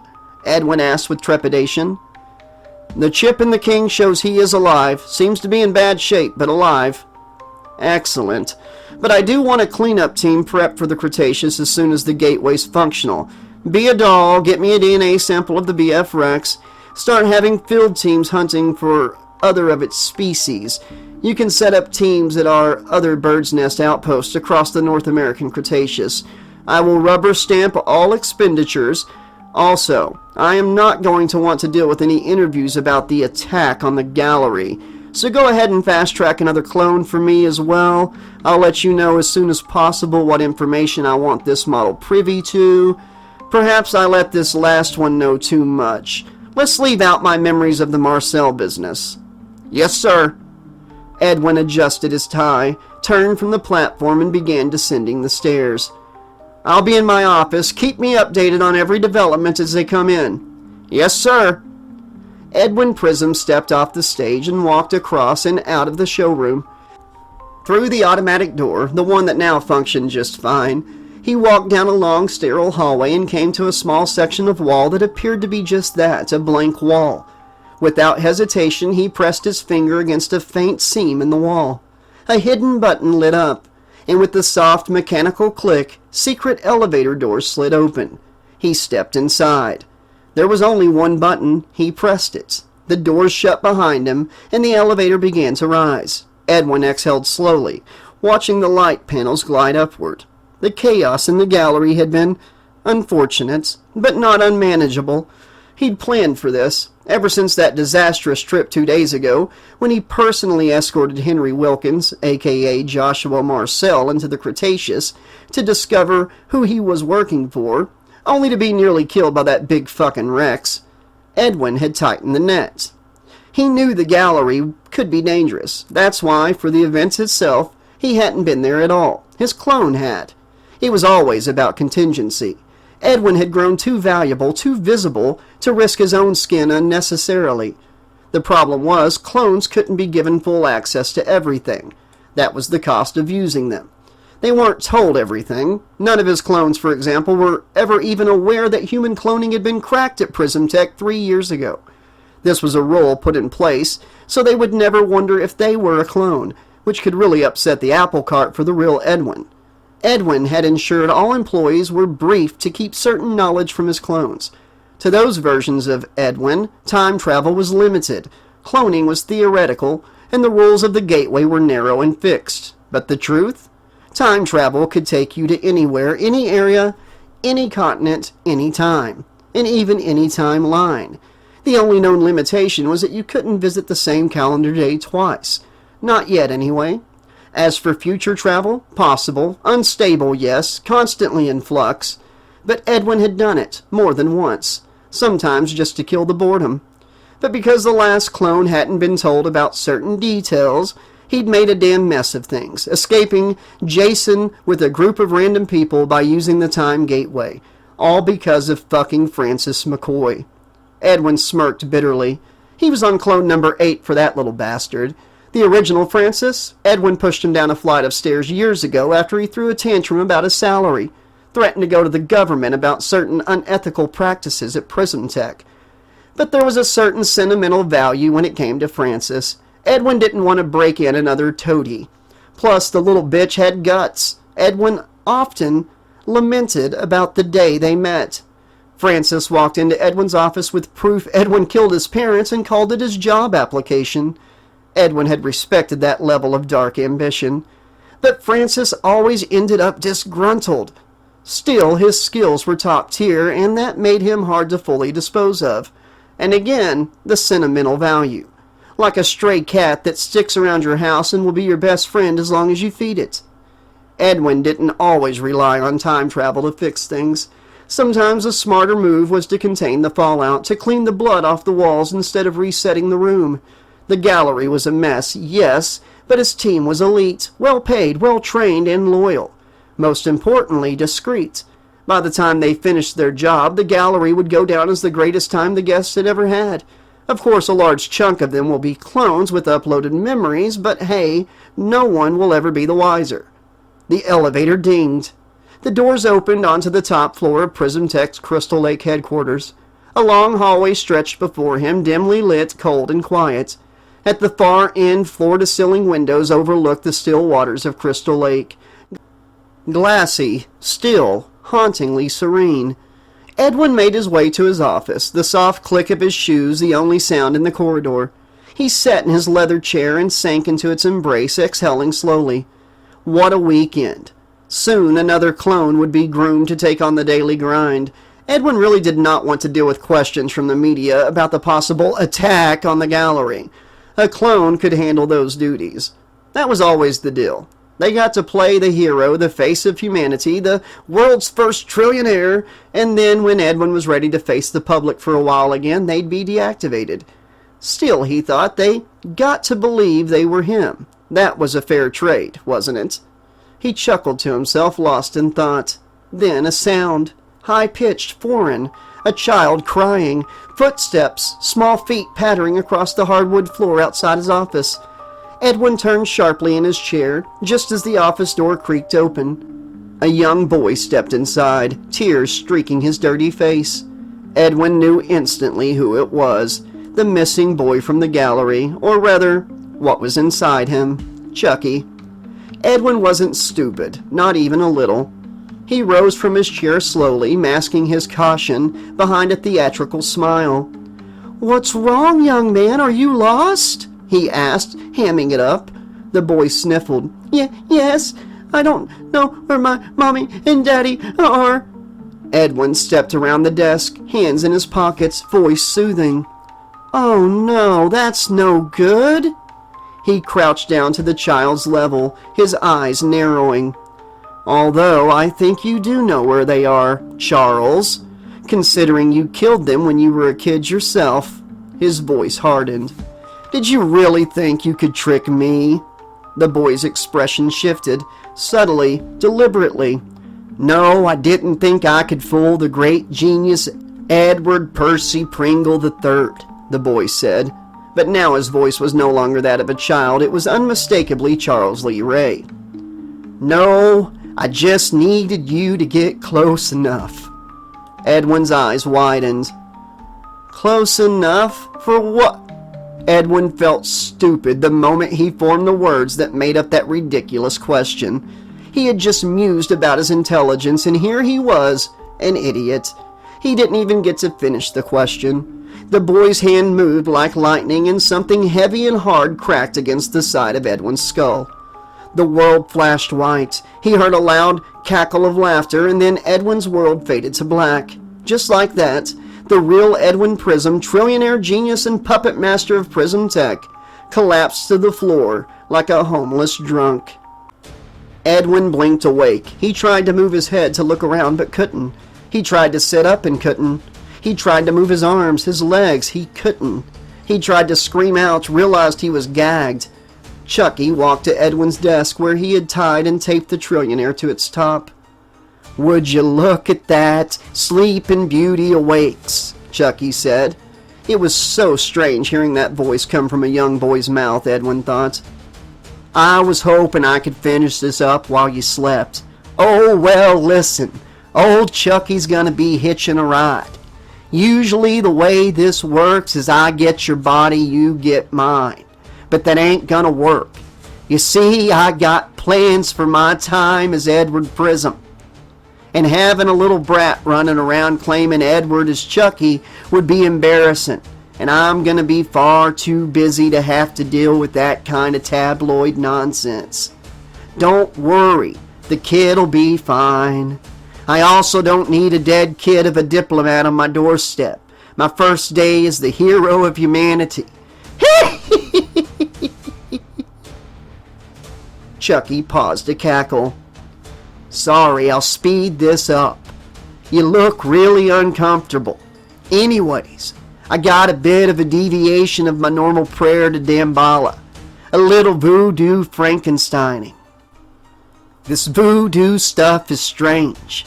It seems whenever I need it to work a certain way, it does. If my life were a series of horror movies, it would be the kind where each sequel, the rules of the previous movie are just thrown out the fucking window. Don't you just hate when they do that?" Chucky paused, waiting for an answer he knew Prism couldn't give.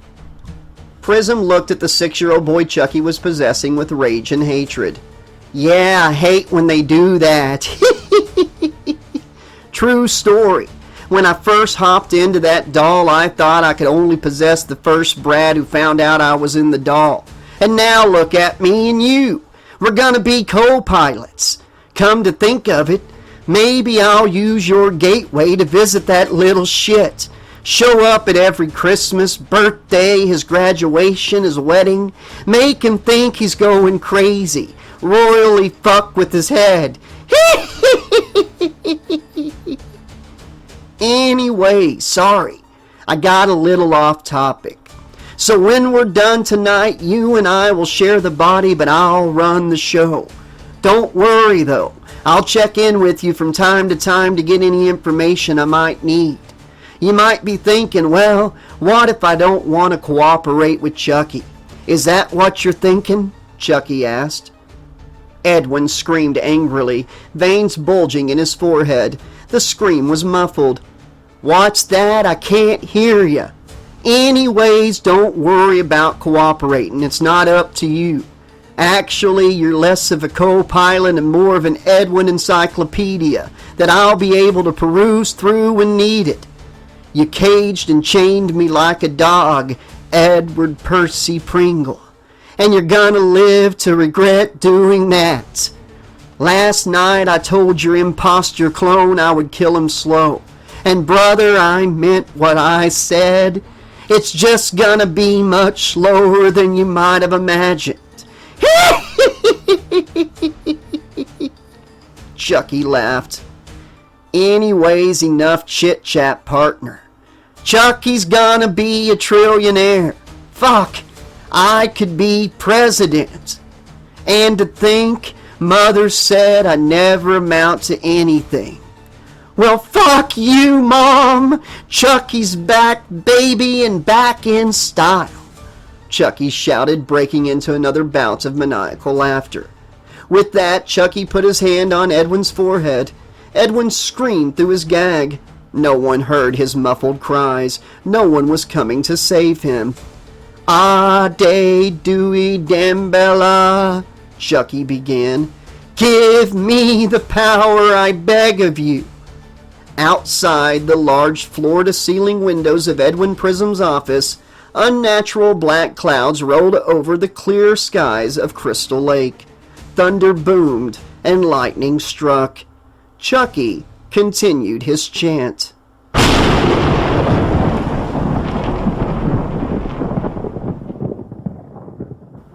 The end. Okay, Slashaholics. Woo! This has been Chapter 11 and the 2 epilogues of my latest novel, Primal, a Friday the 13th story. I did not think this last upload was going to be as long as it is. In fact, I was going to upload the entire book in one upload later, but YouTube has a 12-hour limit on videos. So I guess what I'm going to do is I've already got like the first third uploaded and the second third. I'll just upload this final third. Chapters 9, 10, 11, and the epilogues. And we'll just have to have it that way. Or maybe I can try to just put it in 2 uploads, you know. Yeah, it's going to be too long. Not even the Black Flame books have been 12 hours long. I think the closest one to this long was The Mask of Jason Voorhees by William Pattison, actually. But anyways, so the story's done. And I cannot wait to hear from all you Slashaholics what you thought of the conclusion of this story. So much happened in tonight's upload. You know, I would understand if it took some people a few sessions to finish this long upload. But we'll talk about it real quick. Nate was killed, you know, by Jason while he was invisible. I thought that was a pretty cool visual. Not to mention Jason getting kicked by the BF Rex and sent flying across the clearing. You know, and the BF Rex and Rex is fighting. I had fun writing that. I had fun writing Branson and Otis going through the stampede of herbivores. And, you know, them finally watching the tablets. They call ahead to let Sonya know to lower the thing and warn her what's going on. And come to find out, earlier in the day, when Bethany before Bethany was killed by the crocodiles, when Edwin knocked her down to run, he had taken her gun and hidden it. And if you go back and listen to that part of the book, you'll notice he's not really present during all the craziness, the explosion, you know, Francis running, picking up LaToya, throwing her. And now you know why. It's because he was, at the time, actually running into the building, hiding the gun, and coming back out. I hope that some of this caught you by surprise when it happened. You know, him taking Toy at gunpoint, taking the cube, taking the bag. But hey, at least Otis took the dead power cell that he found out there by the backpack and made sure to take the good one out of the bag and put the dead one in there, because he knew, you know, Edwin was going to take the power cell. He couldn't have Edwin look at it while they were in the bird's nest, so he threw it out, you know, and that was a gamble. But I think he expected Edwin should just want to go, and he would have, like, let the girl go. You know, y'all go up high. Here she is, y'all go up high. I'm leaving. But it didn't work that way, but thankfully Toy has a little bit of badass in her. You know, LaToya let her know to slam that head back and you know, get a running start. But then Edwin got his arm cut off by Jason, turned and ran, with missing an entire arm and ran right into the waiting hands and mouth of the BF Rex. Epilogue don't worry about the epilogue right now. I hope that scene at the time was satisfying. That Edwin not only got it from Jason, he got it from the BF Rex as well. And I really had fun writing the next scene. And that's when they're up high again. And Chad goes to get an eye on Jason. And I hated killing Chad off. I promise you, I did not want to kill Chad. But I thought his death was very surprising and a shocking moment in the story, because Jason had literally just been hanging by the railing the whole time that they were going up to 50 feet. Spinning around on the cylindrical base going up high. And, in a movie, that would be a really cool visual. The people inside have no idea, but us as the audience get to watch him spinning up this thing, So yeah, Chad was hard to kill off.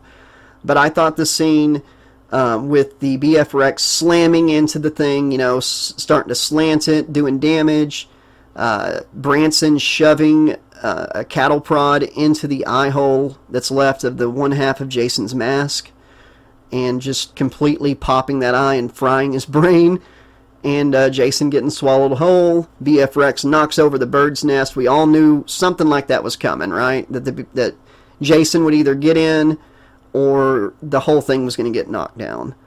And, it looked like the BF Rex was going to get Toy and Sonya. It was going to happen. And our anti-hero villain, what do we call him, Jason, hacked his way out from the inside of the BF Rex. And that, my friends, is what gave me the idea to write this book. My wife and I were listening to the audiobooks of Jurassic Park and The Lost World by Michael Crichton. And some of the stuff was like really wordy and too explained, all the scientific stuff. And, I was like, man, he writes the dinosaur horror pretty good, but he does all this other stuff around it that's kind of eh. And I was like, hell, I could write a Jason dinosaur book, and I bet I could make it scary and interesting. And I was like, and if I did that, I told my wife, I was like, Jason would have to get swallowed by a T-Rex or something and hack his way out from the inside. But a T-Rex wouldn't be big enough to swallow Jason whole, really. And I needed another monster for the story, and that's where the BF Rex came from. And I think one person has gotten it right in the comments, had figured it out. The BF Rex is colored like Jason's mask, and that's on purpose. But anyways, Jason hacks his way out. The BF Rex, his cut spreads because of the pressure and everything, guts, everything falls out. I hope y'all enjoyed Edwin's shirt in the muck when Branson saw it. Innovation never dies. And, I guess technically that is true in the end. But yeah, the girls are waiting by the doorway. You think Otis is going to get it. And I did not want to kill Otis. Really did not. In my original outline, Otis did die in this scene. But the way Branson's character had built up over the thing, it's like he thought he was like this savior, that billionaire that could do all these great things better than Edwin. But in the end, he realized he's just another wealthy dude who thinks he's a hero. And it was time for him to really be a hero. And I think Branson turned into the hero by taking that blade so Otis didn't have to. And, the girls got away. Jason got away. The Dead-Eyed King said goodbye as Jason left. Jason wiped out his whole pack. There were still a few little hatchlings, a couple juveniles left, showing you that the pack's not completely dead. And Jason's gone. They're gone. They ended up seeing some wicked stuff whenever they were going through the vortex of time. I can't wait to hear what you all thought of the glimpses they saw. A couple of them might be little teasers of what would happen if a certain author's past 2 other books he's written had sequels, or what's coming in their sequels. I don't know. We'll see. And they ended up in Texas. I hope some of you enjoyed the irony, the fun little jab I threw in, that the song playing on the racist dude's Cadillac radio was Crocodile Rock. That's from 1973. Figured it was close enough. But don't fret.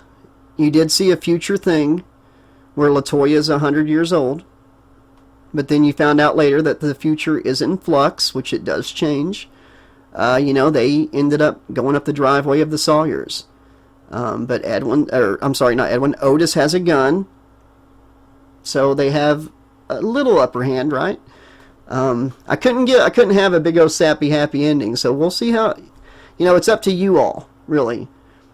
If they survived, if they fought the Sawyers and survived, but just remember, at least during the Vortex, there was a future flash of LaToya as a 100-year-old lady. So there is that.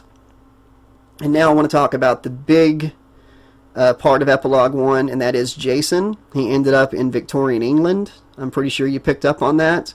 I cannot wait to hear what you all thought of that, where he ended up. And if you like the implication of that, him being Jack the Ripper, pretty much. That is the identity. It's Jason Voorhees. We finally have the identity of Jack the Ripper, folks.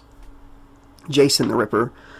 That was also one of my original plans. Before I ever started writing, I wanted Jason cutting himself out of a dinosaur, and Jason to go back through time at the end of the book and end up in an alley in Victorian England and seeing a couple ladies of the night and going after them with his machete. And I thought him putting on a burlap sack was kind of fitting, with just the one eye hole, since he's only got one eye now. It kind of sets it up for his appearance later on. And then Epilogue 2, folks. This is the big one. I cannot wait to see what people think. I think it's going to be divisive. I think some people are going to hate it. Some people are going to love it. Some people are going to be like, holy shit, I did not see that coming. Some people are going to be like, damn it, man. But that's how stories are. Some people, some are divisive. And this was the story, Edwin Prism is a trillionaire. He's a smart man. He's not going to put himself in a situation where he could be easily killed. And that's why I thought this was appropriate. It shows you how he cleans up a mess, even a mess as big as he got into.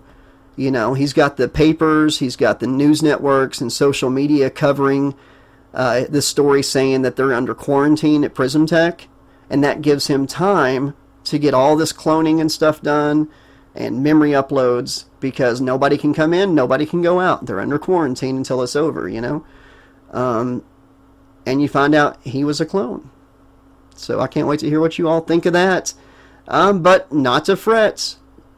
If you hated Edwin and thought he deserved a death, he kind of got one at the end with Chucky. You finally got to... And, I kind of skipped over this a minute ago, but you found out that Michael Myers was taken before he was completely dead. They're working on him.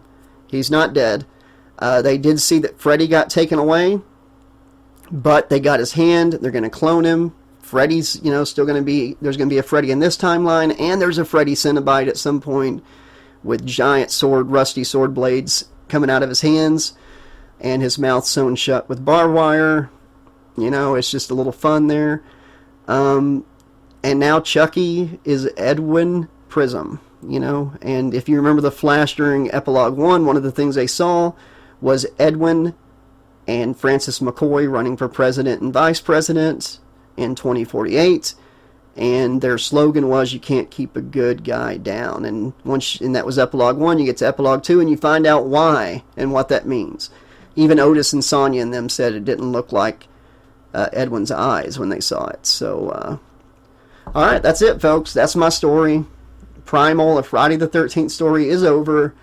I can't believe it's over. This was going to be like a 5 or 6 chapter novella. It was going to be about 3 hours long, and now it's so long, it's over 12 hours. I can't even upload it in one upload. So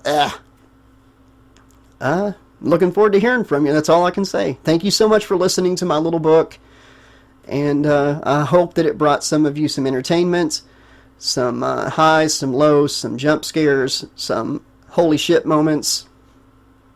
I had somebody ask me, why are all these people cussing around this kid and not, it's like, because they're in a freaking Cretaceous being chased by dinosaurs and Jason. The last thing they're thinking about is worrying about cussing around a kid. That's how real life works. But alright, thank you all so much. Please don't forget to subscribe to the channel if you haven't done so already. Spread the word. Let other people know about the channel. click the like button, drop a comment, click the bell so you always know when new content's coming. If you want to help the channel a little bit more than that, you can do a super thanks comment below. You can do a super thanks tip through PayPal or Cash App. You can become a channel member, a channel patron. We got a merch store. You can buy my books on Amazon. You can order a cameo video. So many different ways to help the channel. If you've ever enjoyed something I've done, if it's brought you joy, please consider helping the channel continue to go and grow for years to come. Until next time, this has been your friendly neighborhood 80s slasher librarian and author Josh LaRue saying thank you so much for listening to my book. Be excellent to each other. And stay sane inside insanity, folks. I'll see you soon. It was supposed to save us. We thought we escaped the killers. We're one of them who escaped with us. And now, there's no future left. We fell through time to ancient ground where giants walked where streets don't sound. The sky is red, the leaves are black, and something's always watching back. Claws not teeth, the jaws of scale, but something called to run our trail. A mask of a breath, no words, no cry, just chasing, walking, and you die. Primal. No God, no rules, just dance the dirt. The jungle breathes and makes it hurt. No scream can reach the stars we knew. He's behind you now and coming through. Primal. Still in silence, lit with rush. Primal. He's not alive, but he still hunts. The Rex can roar, the raptors scream, but Jason tears through every dream. He doesn't run, he doesn't bleed. You hear the crunch, you watch him feed. Behind in trees and caves at night, but still he walks, no need for sight. He waits while thunder splits the sky and strikes when stars are blinking dry. He doesn't belong in this time, but this time belongs to him now. Nothing but dinosaurs challenge him, because even they know what death is. Nice there in ancient rain. He doesn't stop, he doesn't change. Lost behind, masked ahead, between the beast and him. You're dead, a scream is lost to jungle cries. A friend impaled before your eyes. A BF Rex flees in the dark. Jason stayed to leave his mark. Primal. The blood drips on a cretaceous stone. Primal. The past is screaming, but you're alone. A monster from the age of men. A stalking beast through time again. Primal. There's no escape, just pain and hate. So cut the past into your face. He followed us through fire and time. He doesn't stop, he never speaks, but he always finds you.